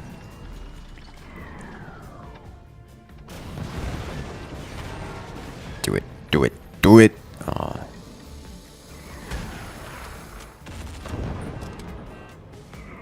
Unfortunate.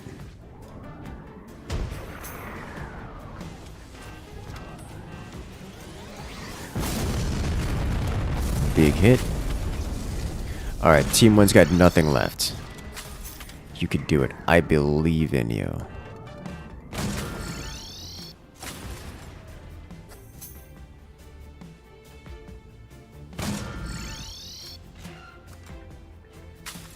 It's just...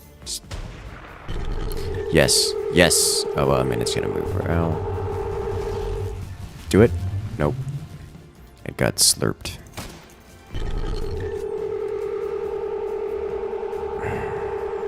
Are they gonna let it happen? I think they just let it happen. They're like, nah. Well, Team 2 wins it. So that's wild.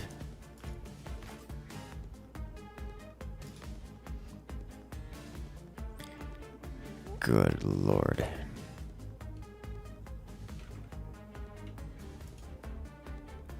Holy smokes, that was madness.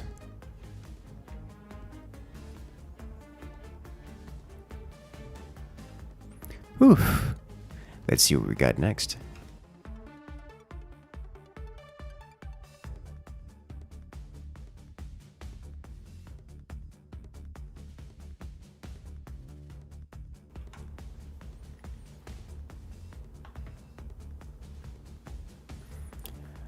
Okay. While we wait for it, let's go ahead and check out our status in Microscape. It's beautiful. Look at it. Guys, look. We leveled up with the grace of the ancients. Thou hast attained the 2nd level in crafting. We achieved crafting level 2. We did it, team. We leveled up. And this gives us...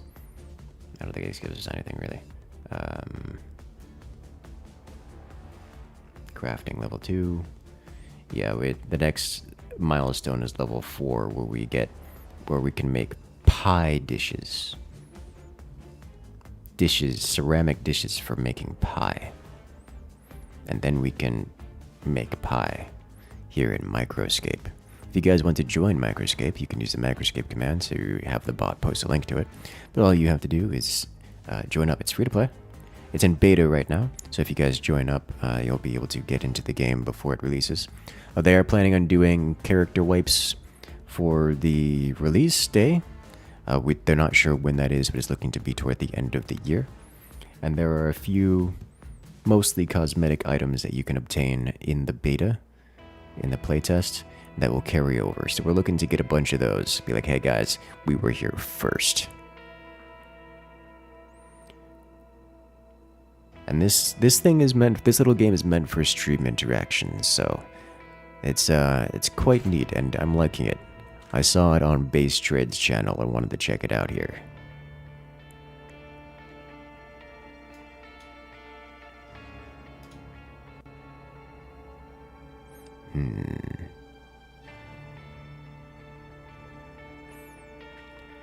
I would still love to have seen Team 2, or any of the teams, be familiar with how to do tug of war with win condition. That would have been neat.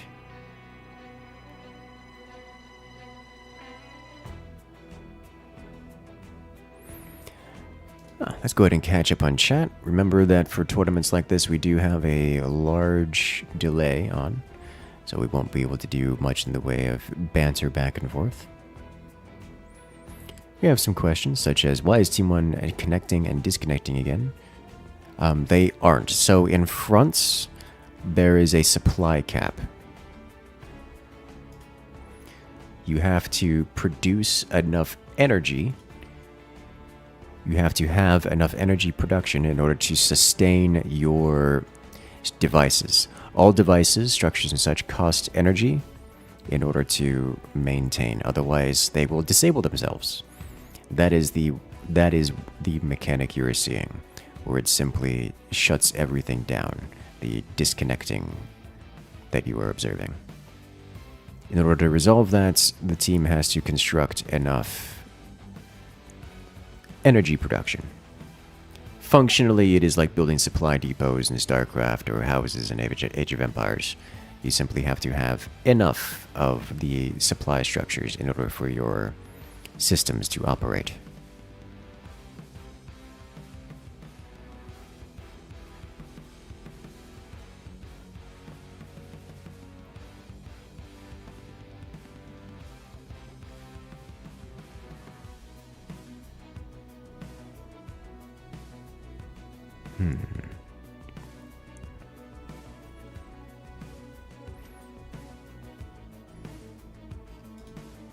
More microscape.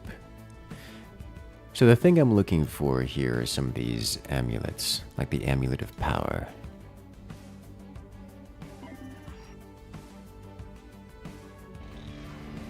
The Amulet of Power, which grants 1% chance of doubling combat skill when experience is gained.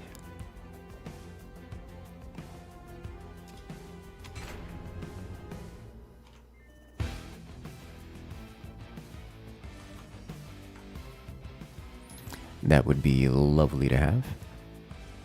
I want that. I want that a lot. It's also expensive. There's a couple amulets like this. This one is found, someone is selling this on the market, on the bazaar, the player trade hub. So I can trade with it for, I can trade it for some goods. But they're trading it for 15,000 credits. And I, a new player, am broke and do not have such things. So I must manipulate the market a bit to get some monies out of it. So I can get the Amulet of Power, which I'm more than happy to do. I'm gonna be honest, like that makes me happy. I'm quite content to do such things. Very content to do such things.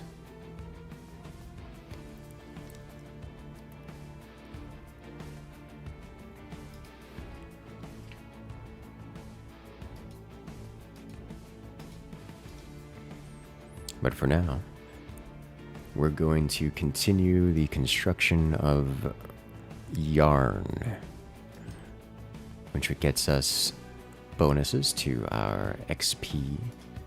We're just grinding up, RuneScape style, we're just grinding up our crafting by spinning some yarn made out of wool.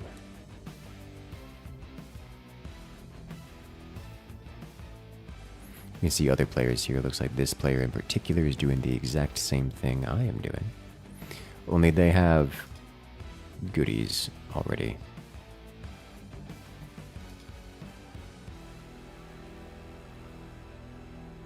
A lot of goodies.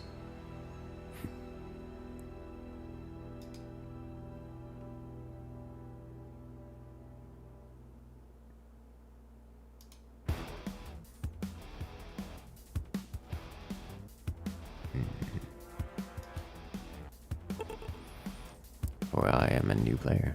And I'd like to see how you guys enjoy the game.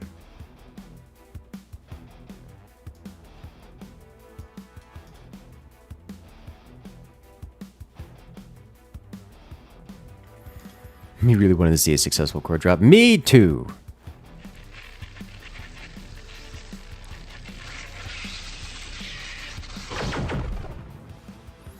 Absolutely. As here we have Viceroy Donut coming in and subscribing with that Prime Gaming. Congratulations, friend. You've gained access to all the beautiful emotes here on the channel, as well as on the Discord. For those who haven't used their Primes this month, make sure to do so. Use it or lose it. Don't have to use it here, but find somewhere to use it. And thank you once again to Viceroy for coming in with the subscription. I'm glad you enjoy. Enjoy those ad-free viewing.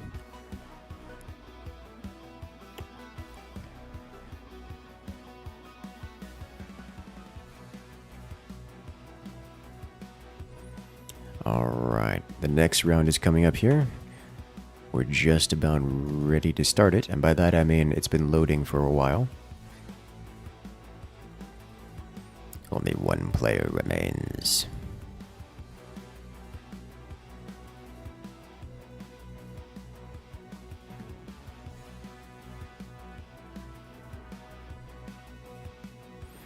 Earlier blue team used kinetic ammo and erect quantum. Yes, so quantum armor has infinite HP.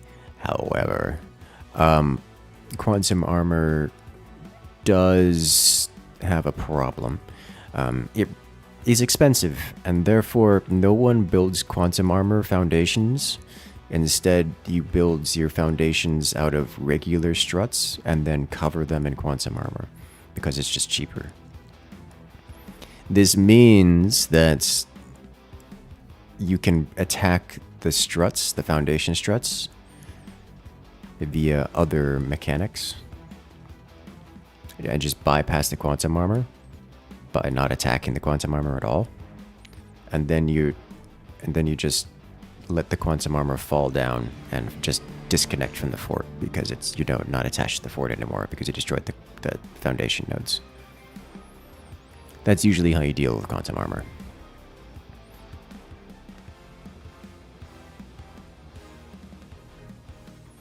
Question from chat, do you also have an idea what those numbers on the right side meant? These are the player numbers, and if you click on them, you get access to see their current tech tree. This is the tech tree. Right now, player number 2, which is a red team player, has not selected any technology. Player number 5 has just gone with the protocol endurance. This gives them metal production, advanced drills, as well as the reboost ability, which instantly cools down all of their other active abilities. Their starting point in the tech tree is determined by their commander choice on the lobby screen. In this case, Team 2 is playing as has selected Armadillo, therefore they are forced to start in this position on the tech tree down here. On the other side, Team 1 has selected the Seep commander, and as such, they start here on the bottom right, getting turbo oil. I'm not partial to the Seep commander, but we'll see how it goes.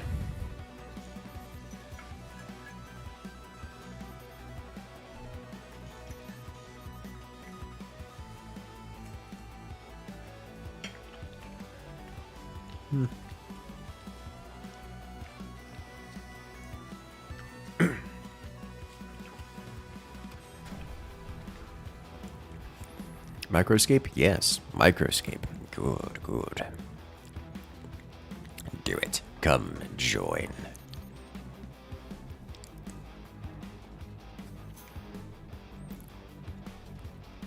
You're cooking shrimp in it. Does it cut you off if you don't have playtime? Yes.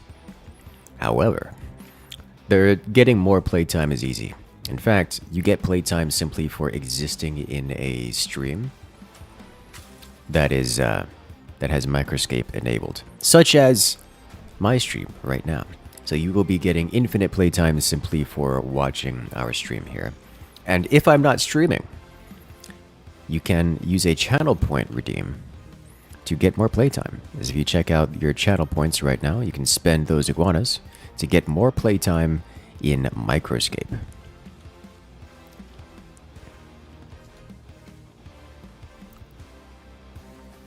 It works. It just works.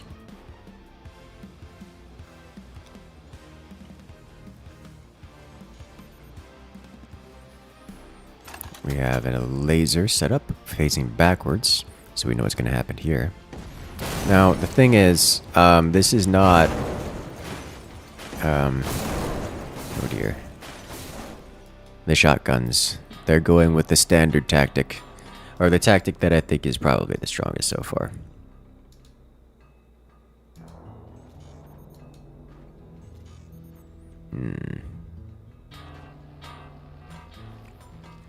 The tactic of shotguns plus cannons just blasting the opponents out of the game. We see White Snake here destroying his own core, so I assume they're going to do some co-op on death shenanigans here. The thing is, they haven't actually gotten the supply points, so they're not going to be giving themselves extra eco here by doing this. They're not getting paid for taking damage.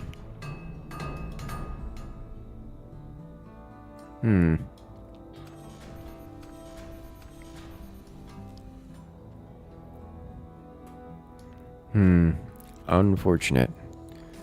So I think Team 1 here is not executing their strategy particularly well. Team 2, on the other hand, with the triple shotgun plus standard cannon, it's just working. It's just doing damage. Team 1's going to run out of cash here in a moment, and then just kind of explode. The shotguns, as destructive as they are, just don't deal with armor particularly well. You see those shotgun shells just kind of not getting past the armor. The standard cannons, on the other hand, they'll pen that. They'll pen that armor. Just keep going. I mean, look at the penetration on those cannons. Just digging through and going directly to the core. Pop here, completely out of internal devices, has no more energy production, and thus no more thus no more ability to maintain their mineral income. So they're just gonna run out of money here. They can no longer repair. They're at -1 metal upkeep, -1 metal income, which is not much. So they are simply forced to sit there and await their demise. The White Snake player here is alive for the moment.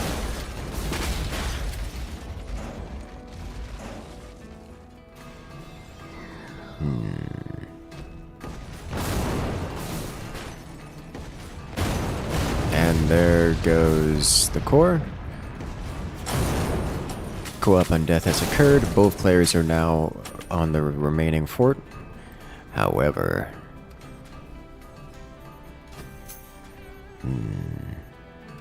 here you were getting ready to have you read the Ozymandias poem.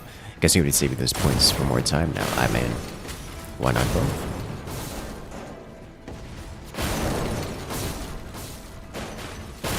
Yeah, the shotguns just shred everything that isn't metal. And the cannon just penetrates vulnerable spots that have been opened up by the shotgun.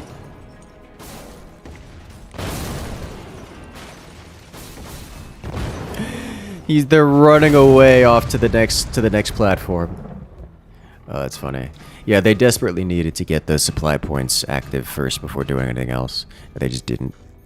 And now red team is running away with it. I mean, that's up to 5 shotguns now.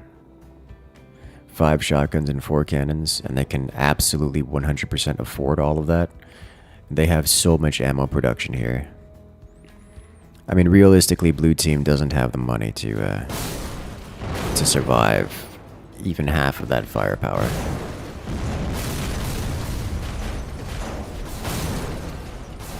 They don't need to expand so much. They just need to use what they've got. I mean, the shotgun just doesn't deal damage to devices. Devices, weapons, or anything other than wood. It just mulches the wood and about nothing else. But I mean, when your whole base is made out of wood, it just works.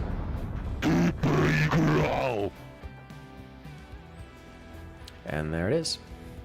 Victory for Team 2.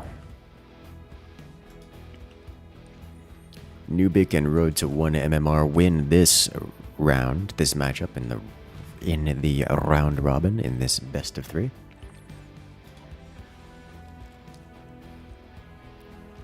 So we'll be moving on to the next match. Move on to match 7.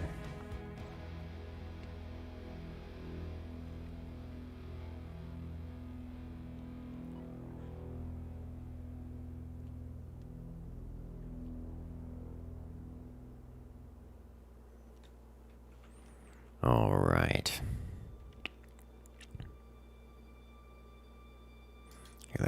add something here. Do a quick addition.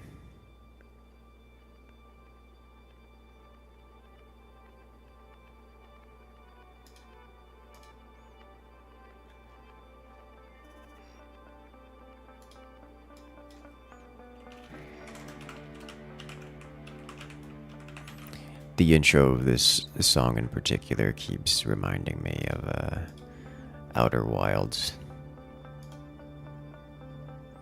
Especially the the horror section, if you would call it that.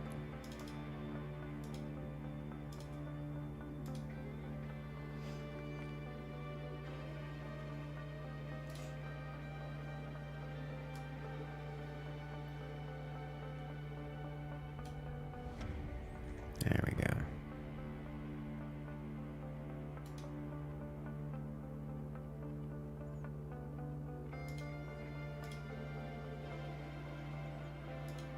Perfect. Beautiful.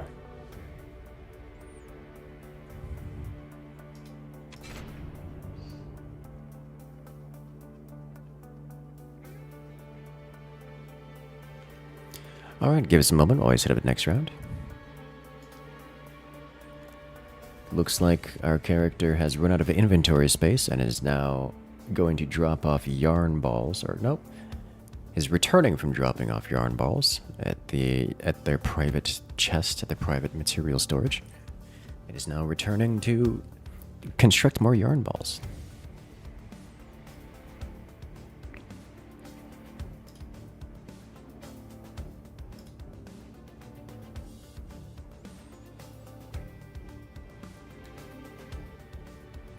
Excellent, yes.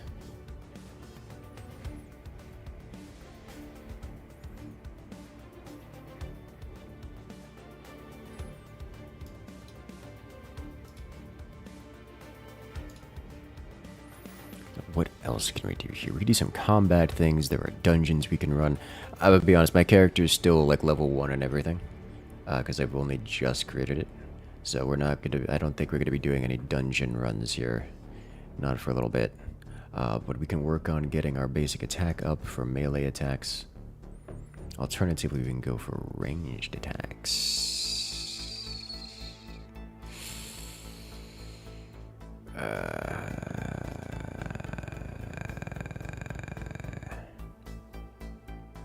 If we get real rich, we can go with wizardry.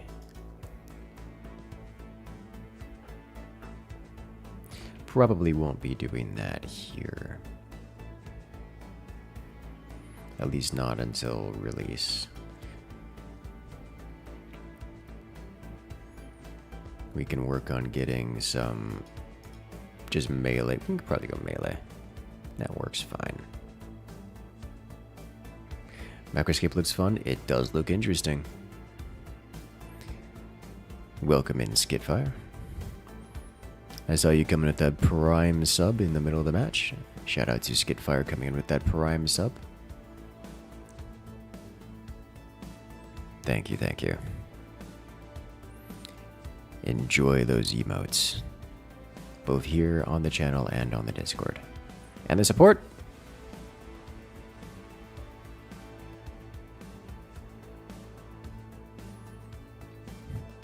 Now I want to read the Ozymandias poem. Why you gotta do this, Tiki Fire?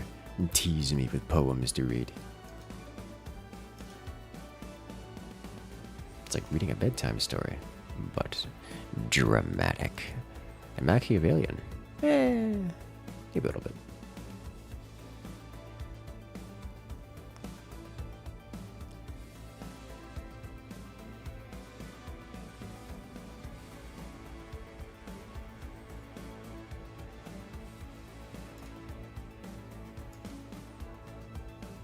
Alright, Microscape is going nicely.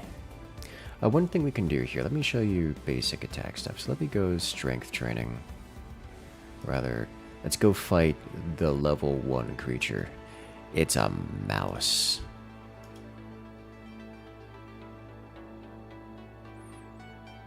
So we're gonna go travel to a place where we can find some mice. Where do you find the mice? In the kitchen, of course.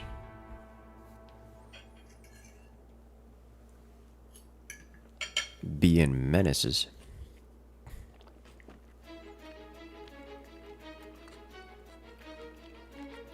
Now we're following some cheese crumbs.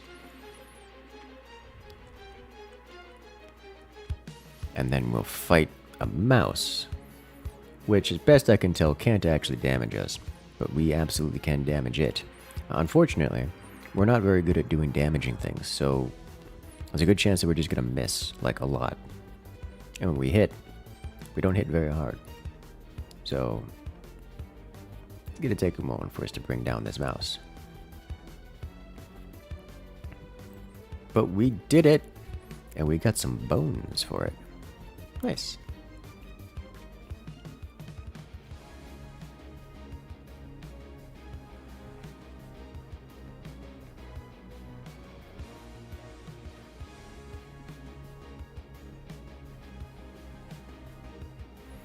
Beautiful. Now, this guy looks like he's got a higher level. This guy's a level 30 with relatively high tier equipment. Well, I say relatively.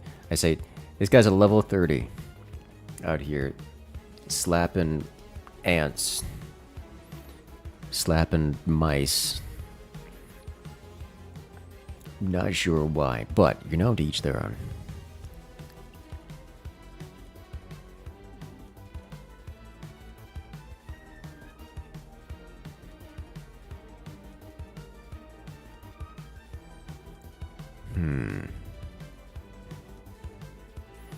But when we get enough, we can do things like host a party, a drop party, where everyone gets goods, or a dungeon. We can run through a dungeon with the crew. You know, if enough of you guys get,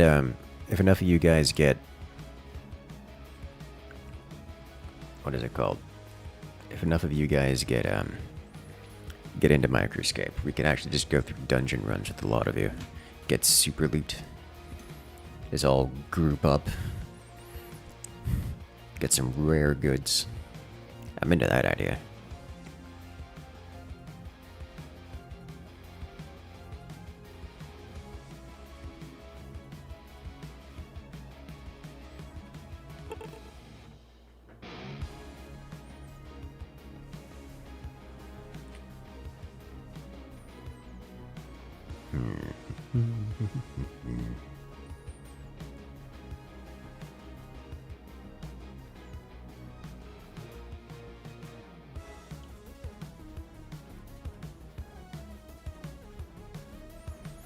It blows my mind you can stick with one game for so many years.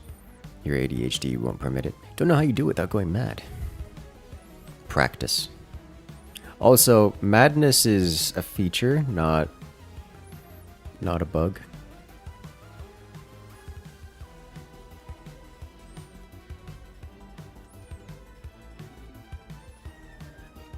I think the proper description is self-loathing. That said, Forts is it's genuinely a good game. So when you get something cool that comes in and comes up like this fronts mod to it, which is just a total overhaul experience, I mean, it's just a good time.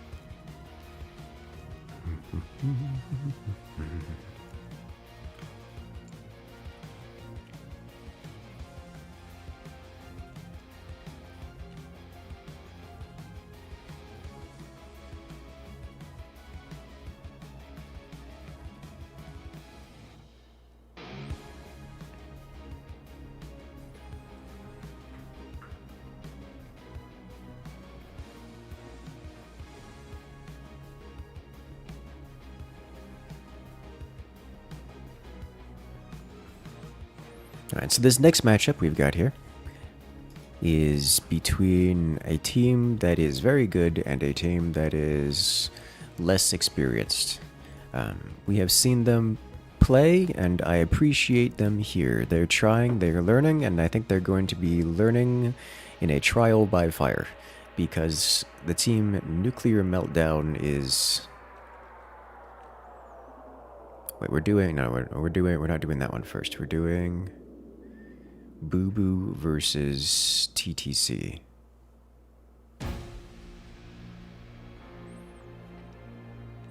And that round in particular is one-sided, I think.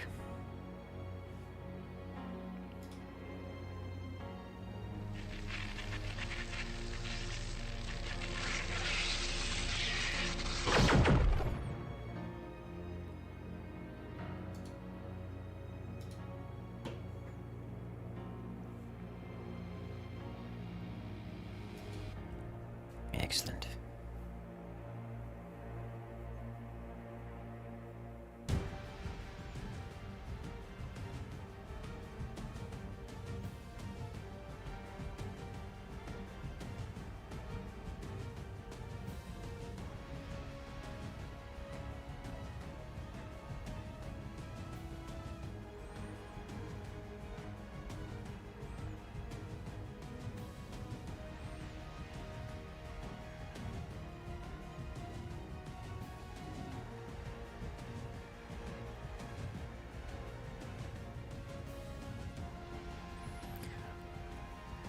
These poor mice getting slaughtered.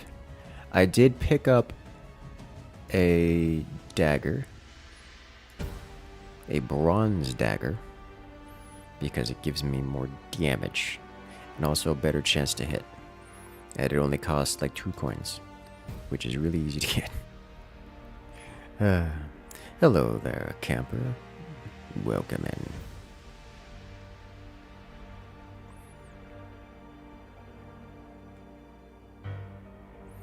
A question from chat. In Microscape, do you know if stuff sent to the bank can be accessed anywhere? Yes, yes.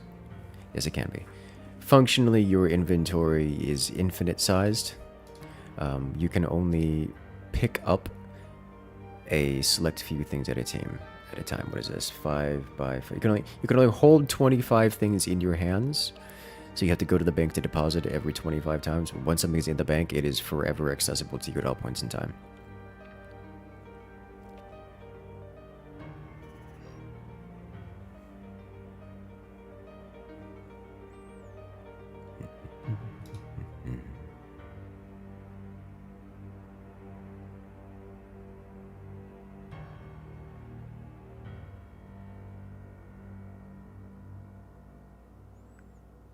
Really wish you had a chance to work on developing something like forts. Too young now? Look, dude, I tell you, as someone who's done... Like, I went to university for software engineering. I worked in software dev for a long time. I'll tell you, man, that's just something you just gotta start doing. As much as people come out and say, hey, you know, you have to have... Like, the traditional, at least, I guess, prior to me mentality is, you know, you have to have a whole resume, you have to have all these credentials. That's not how engineering works in general. Like, you just have to know what you're doing and just do it. Especially if you're going into software, something like you're having a backlog of projects that you've worked on is the best thing you can do. Literally just knowing how to do the work and being able to physically do the work is the best thing you can do. Some of the best developers I've seen, like 17-year-old kids that have spent their entire life just having like the TISM take over and do nothing but learn software. And then, you know, that's like, oh yes, I've spent the past 3 years reconstructing Minecraft so I can play Minecraft on my friend's server from a notepad, just by typing a notepad, and it'll work, and it'll, you know, control a character in my friend's Minecraft server. Like, just do stuff because it's fun, because you like doing that. And once you have, you know, a repertoire of things you can do, you can walk up to anywhere and be like, hey guys, I know how to do this. Here's proof of this because I've done it, and here's the projects I've done, so you can see it. I want a job, and it just works. because people need people who know what they're doing. Even with the whole AI stuff, like AI is a great tool for software developers because it takes the trivial, it takes the basic things that you end up having to copy paste dozens of times over per project and just automates that. It's like, okay, well, I don't want to have to recreate the same API call every single time. So let me just have, I don't know, Claude make it for me. And then I'll just check to see if it works. And it's done.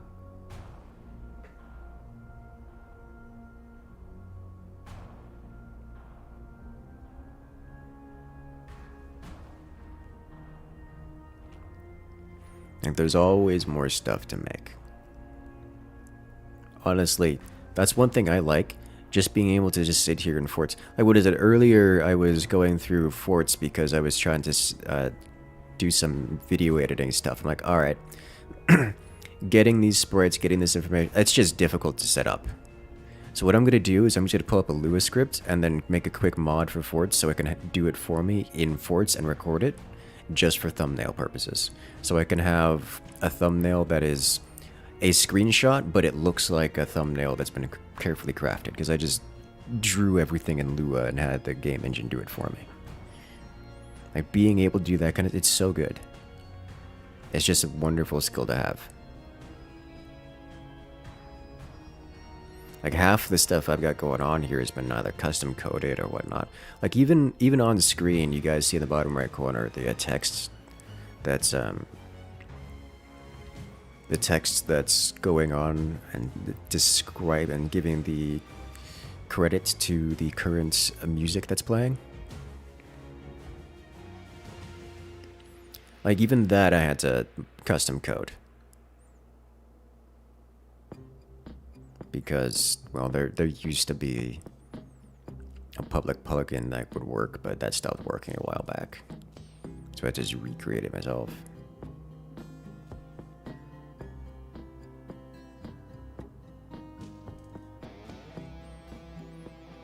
Especially with the whole AI stuff taking over, a lot of the entry-level jobs and simple things of, like, the junior positions are being replaced by, well, senior developers that can do the juniors' work along with their own regular work. So you really gotta know what you're doing.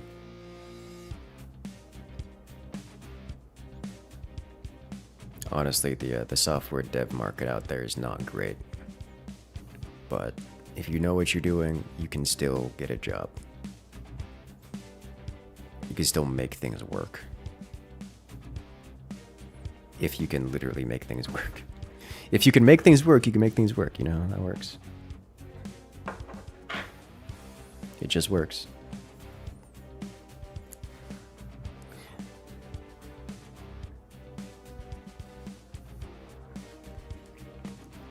Ah, delicious tea.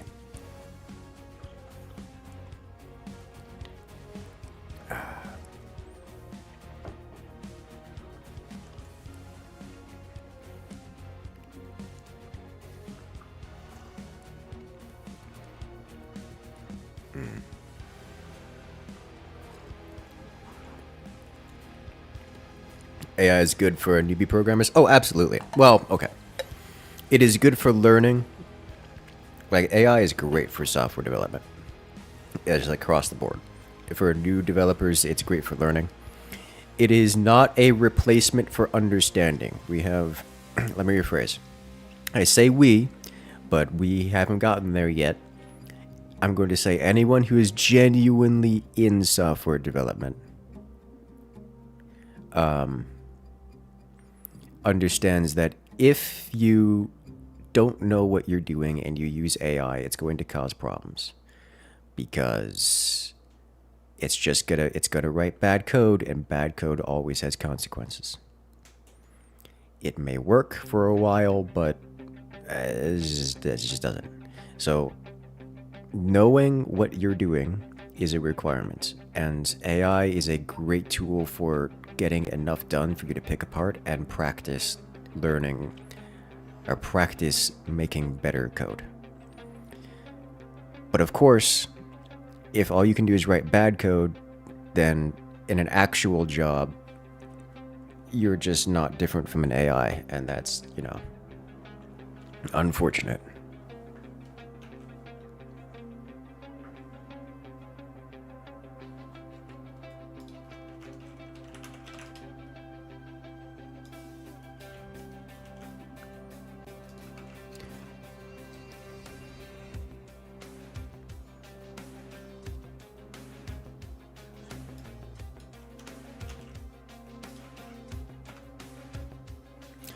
All right, ladies and gentlemen. Unfortunately, the last couple teams have to, or the last team, should I say, has to drop out. So we will not be able to carry on with the competition. As such, there have been technical wins and technical losses applied, so you can check out the bracket here. Let me pull it up on screen. Rank number 1 is Team Boo Boo. Congratulations. You guys did it. What we're going to do next is we're going to do a show match to make up for it, because it's fronts time.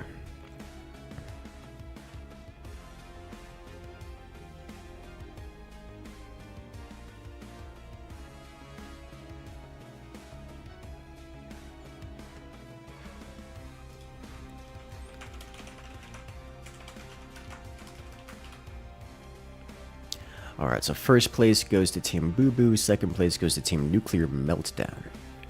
Well played.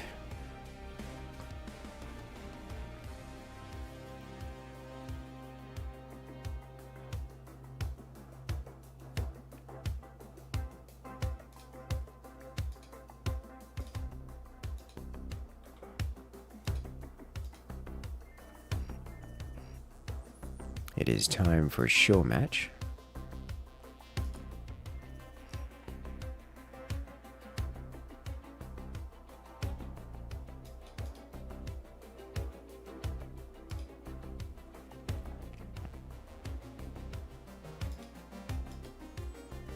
I'm looking forward to show match.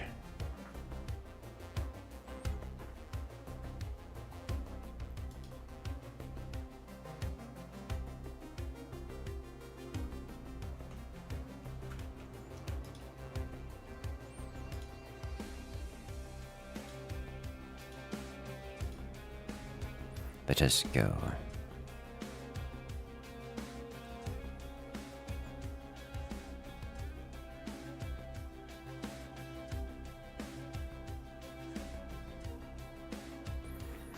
AI is slop. You'll be wasting time on AI, so just many times make up stuff and just spend time on debugging. Yeah, well, I mean, that's kind of the point. If you know how to use AI as a tool rather than just trusting it to do things, it's genuinely good. Like, you don't have to use the slop it makes.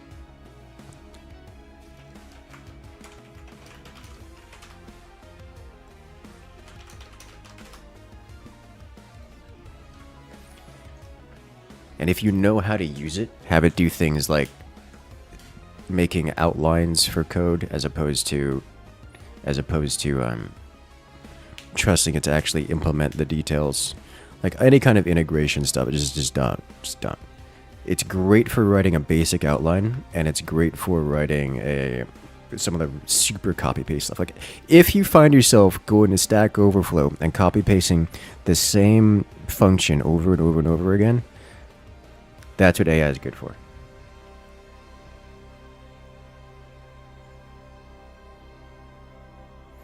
So what you need to do is really get it,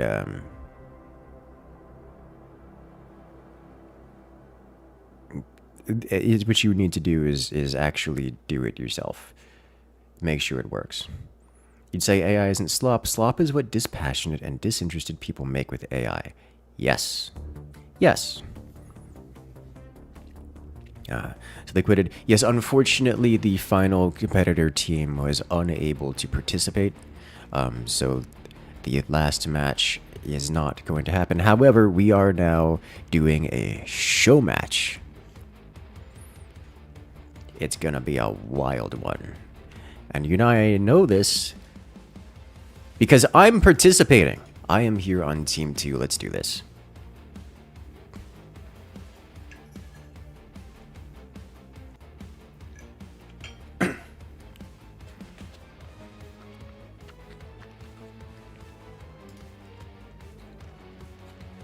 All right.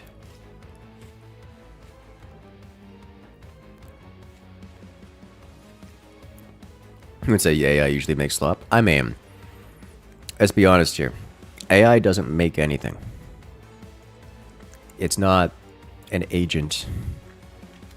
It doesn't have agency. It can't do anything. It can only ever react to what you do. You are the input that it uses. You are the one that determines the input and the output. If it's slop, that's on you.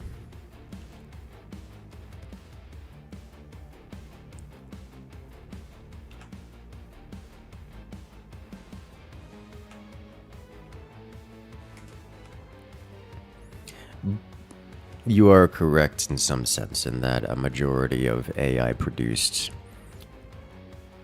content is sloppy.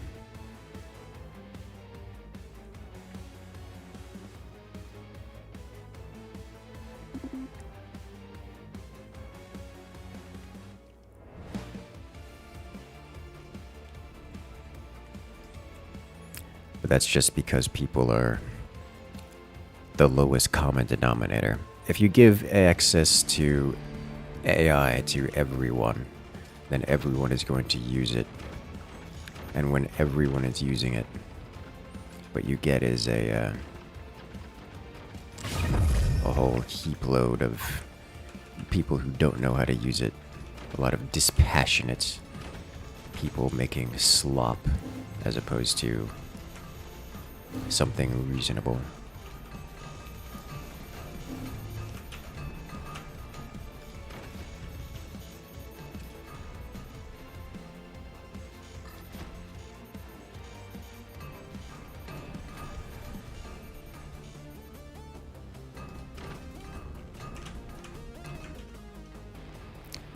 All right, let's go.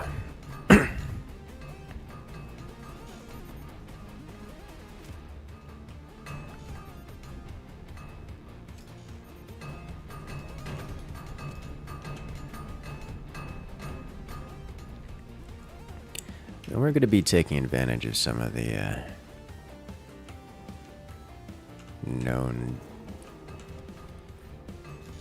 some things that I've seen recently. Incorporate them into our options. I'm not seeing a whole lot of aggression out of the opponent so far, so I'm just gonna keep going with working on our eco. Carry on.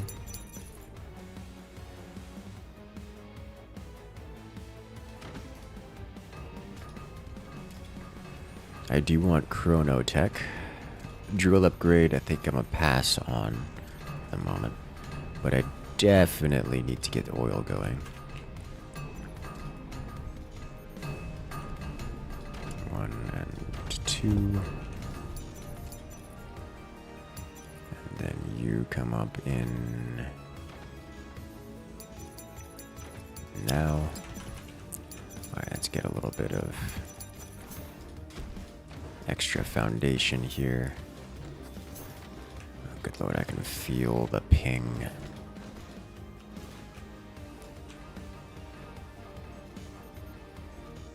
There we go.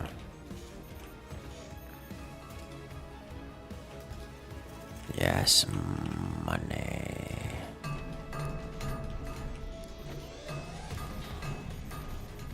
We steal.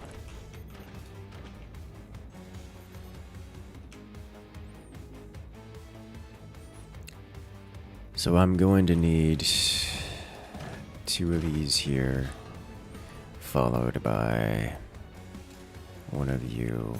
Let's put you up here. Do I have enough money? I don't have enough money. I gotta wait. I gotta wait. Oh, that's gonna be annoying.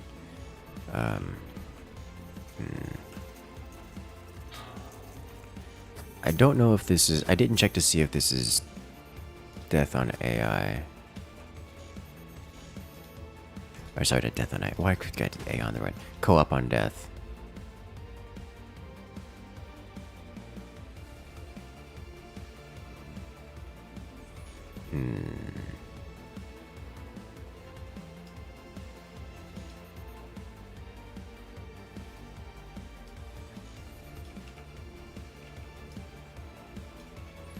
Alright. Let's get you up here. Activate you. We now have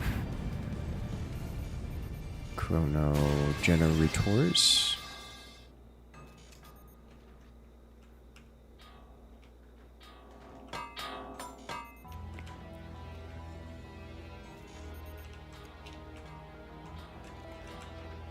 This gives us plenty of power for activities.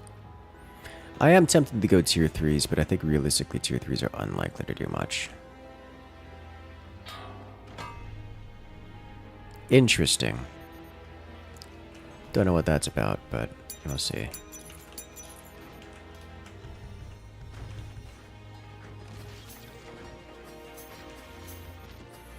Alright, let's get 1 and 2. And then 3. He's destroying his own core. Alright, now I would like to get set up with a little bit more of this here. And then I'll start applying stress to myself.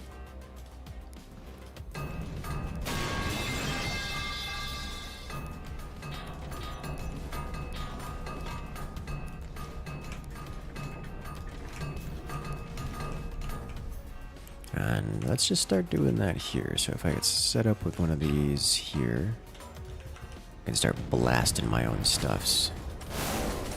Oh, that's a beautiful hit. These snipers are not going to do much, I think. Let's start doing this. I kind of want 2 of these, but I don't think I'm going to need 2 of them right now. Let's steal money. I'll put you here. I hear those snipers doing sniper things. If the enemy still has 0, like absolutely no offensive power, so we can just kind of bully them here.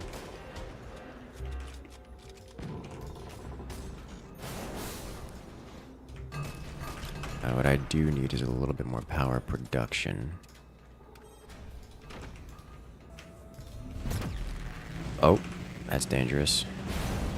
It is firestorm time. They are Firebird. We have 1 player down.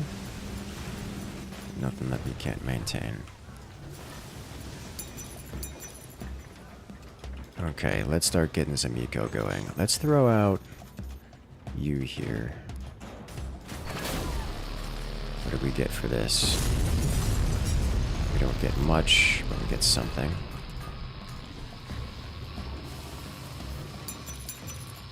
Let's throw out instead a sniper.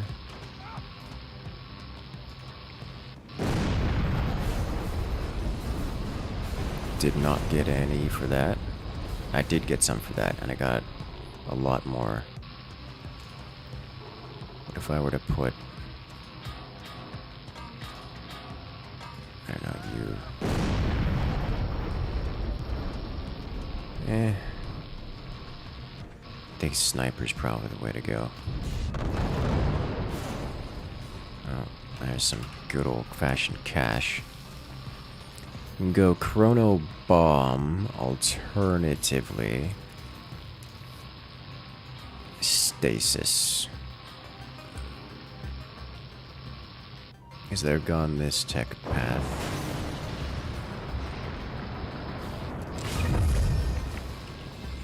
Alright.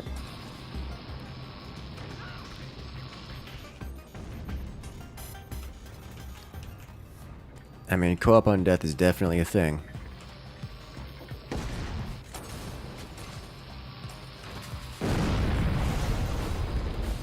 Just keep it building. Oh, that was a lot. That was a lot of stress added. Okay, let's add in a little bit more power.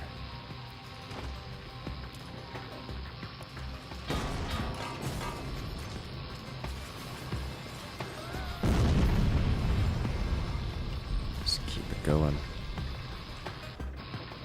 Oh dear. What can you see inside the enemy bases because we have a tech that lets us do that? Is the answer to your question. Work on super economy here basically is what's gonna happen. Now let's shut this down for the moment. Let's increase the height on this.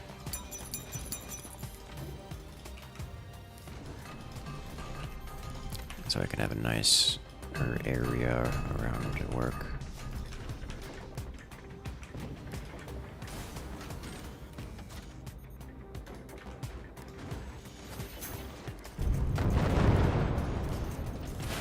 Money.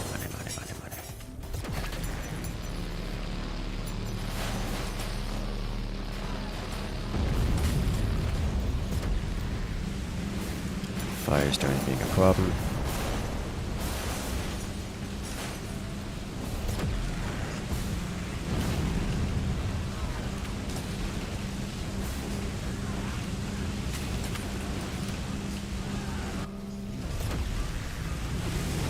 I did not consider that they could just target my laser, which I should have considered, to be honest. That would have been wise, I think.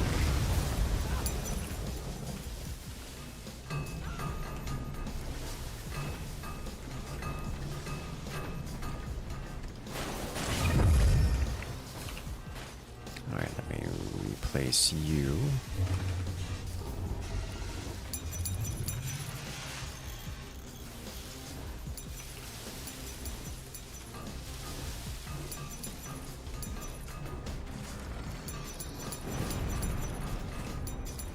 I'm hearing chrono rounds come out. Let's do this. Let's activate this, steal some monies. And now fire.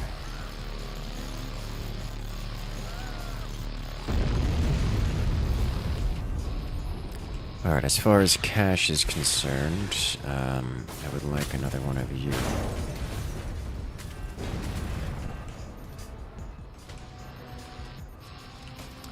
But first we'll add in some more goodies here.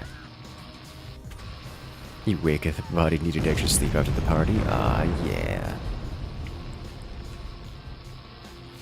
Good job. I approve. Sounds like you had a good time. Sounds like a good time indeed. Rockets coming in. Rockets going out. Can't explain that.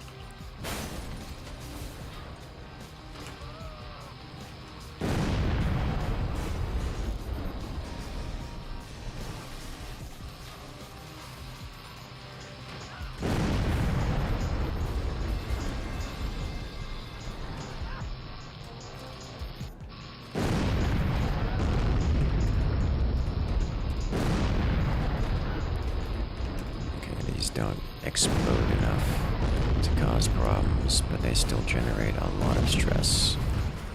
We love to see it. Alright, let's get more of this going. I would like some more of you, if possible. So I can afford more.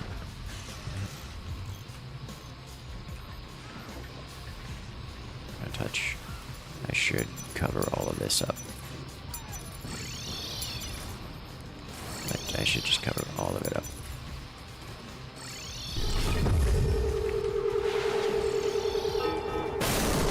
They have Quantum Strike already, which is terrifying to think about. Looks like they've had it for a time at least. So we're going to have to deal with that.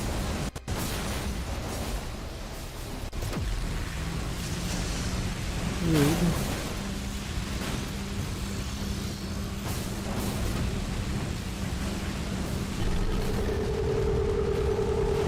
so if that's the world in which we're living,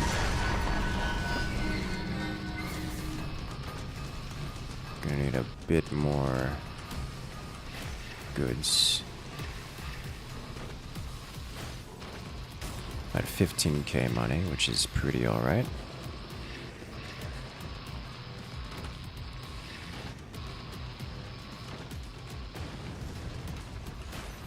We definitely need quantum armor on things. Let's do this, this, this, this. That should stop most of the problems from happening. Oof. Yep. Big hits, big damage. Welcome to Quantum Strike. Looks like sounds like they have 2 players on their team with Quantum Strike. That's good to know.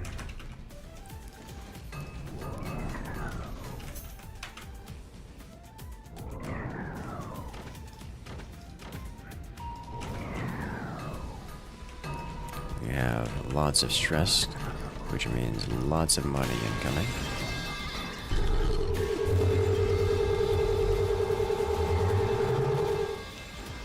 Please tell me you did not replace this quantum armor. You replaced the quantum armor. Please do not do that, friend. Please do not do that.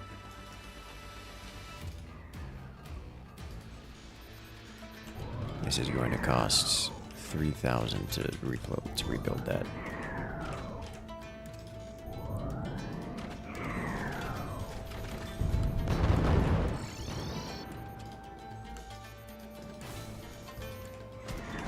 Which we can now do.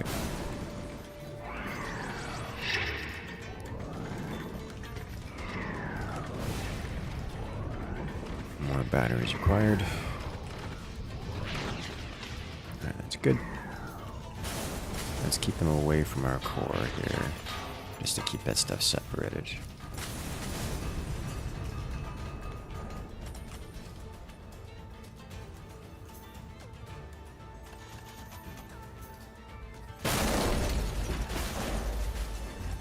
Some damage.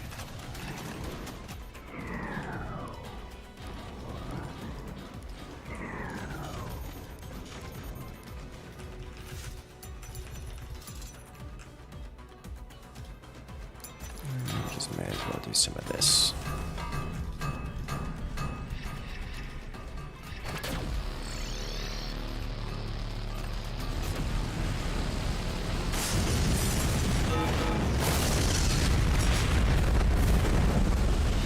Hit. Let me interact with things.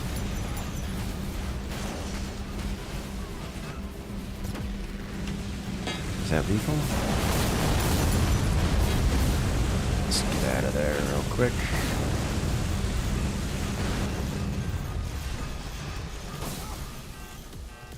Alright, new tech. We'll go with you.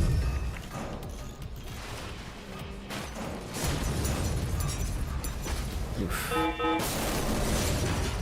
Rude. That's actually really painful for us here.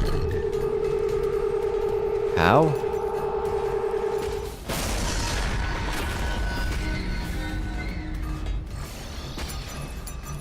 I don't understand how they pulled that one off.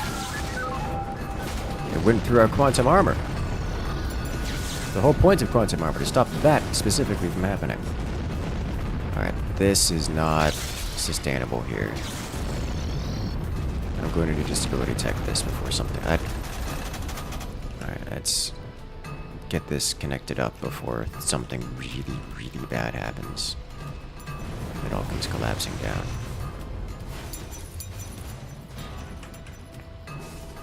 My purpose in life is... Dude, you can't do this. Like, you can't do this. Alright, well, we can't build here anymore, like at all. This has to be undone, like all of it. Alright.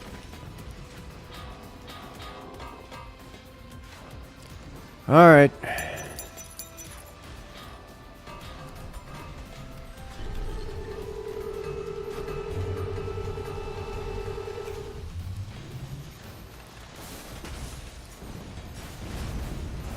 My purpose in life is fixing this. This is my purpose now.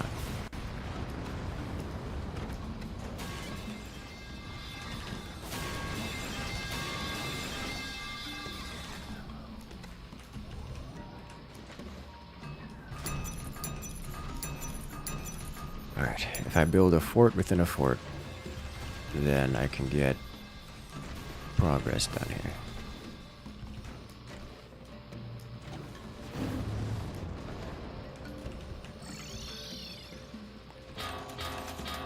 Alright, 1, 2.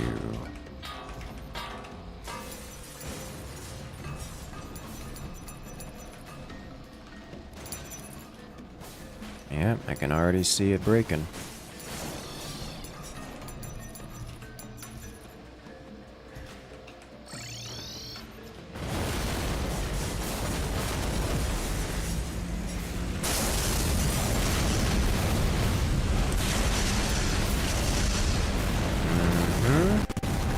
Could have seen that one coming.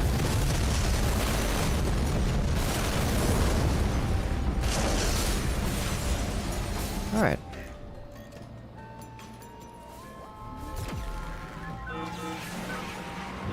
Do not...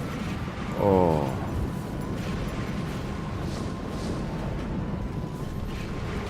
Oh yeah, this is super dead.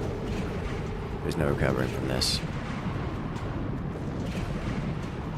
And they're even hovering over us to stop counterplay.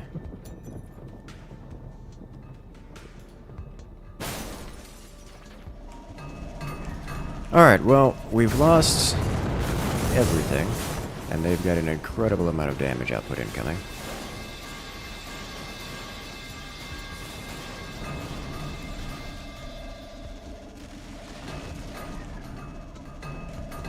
Which is unfortunate.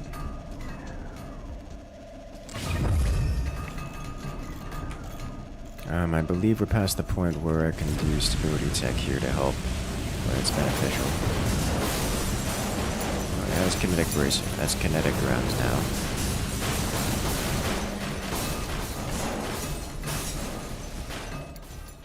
We have nothing.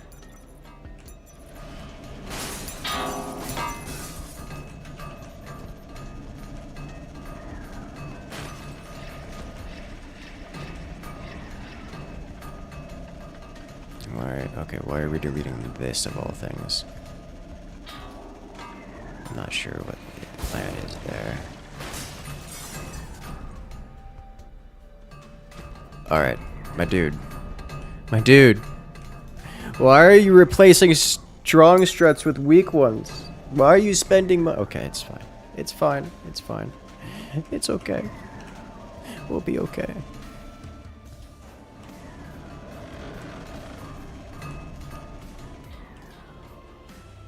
And they have super plastic and all the money in the world.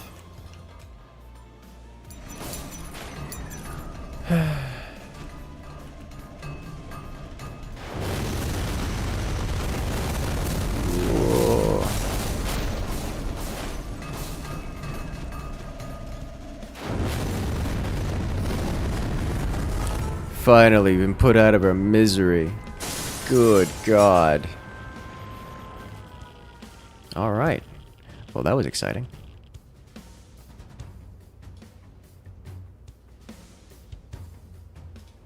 Alright. Ladies and gentlemen, thank you for jumping in here and watching this competition. It has been a great time, and I'm looking forward to seeing you guys in the next one. Make sure to check back next week where we have the Forts map making competition, because we've got a lot of goods coming up there.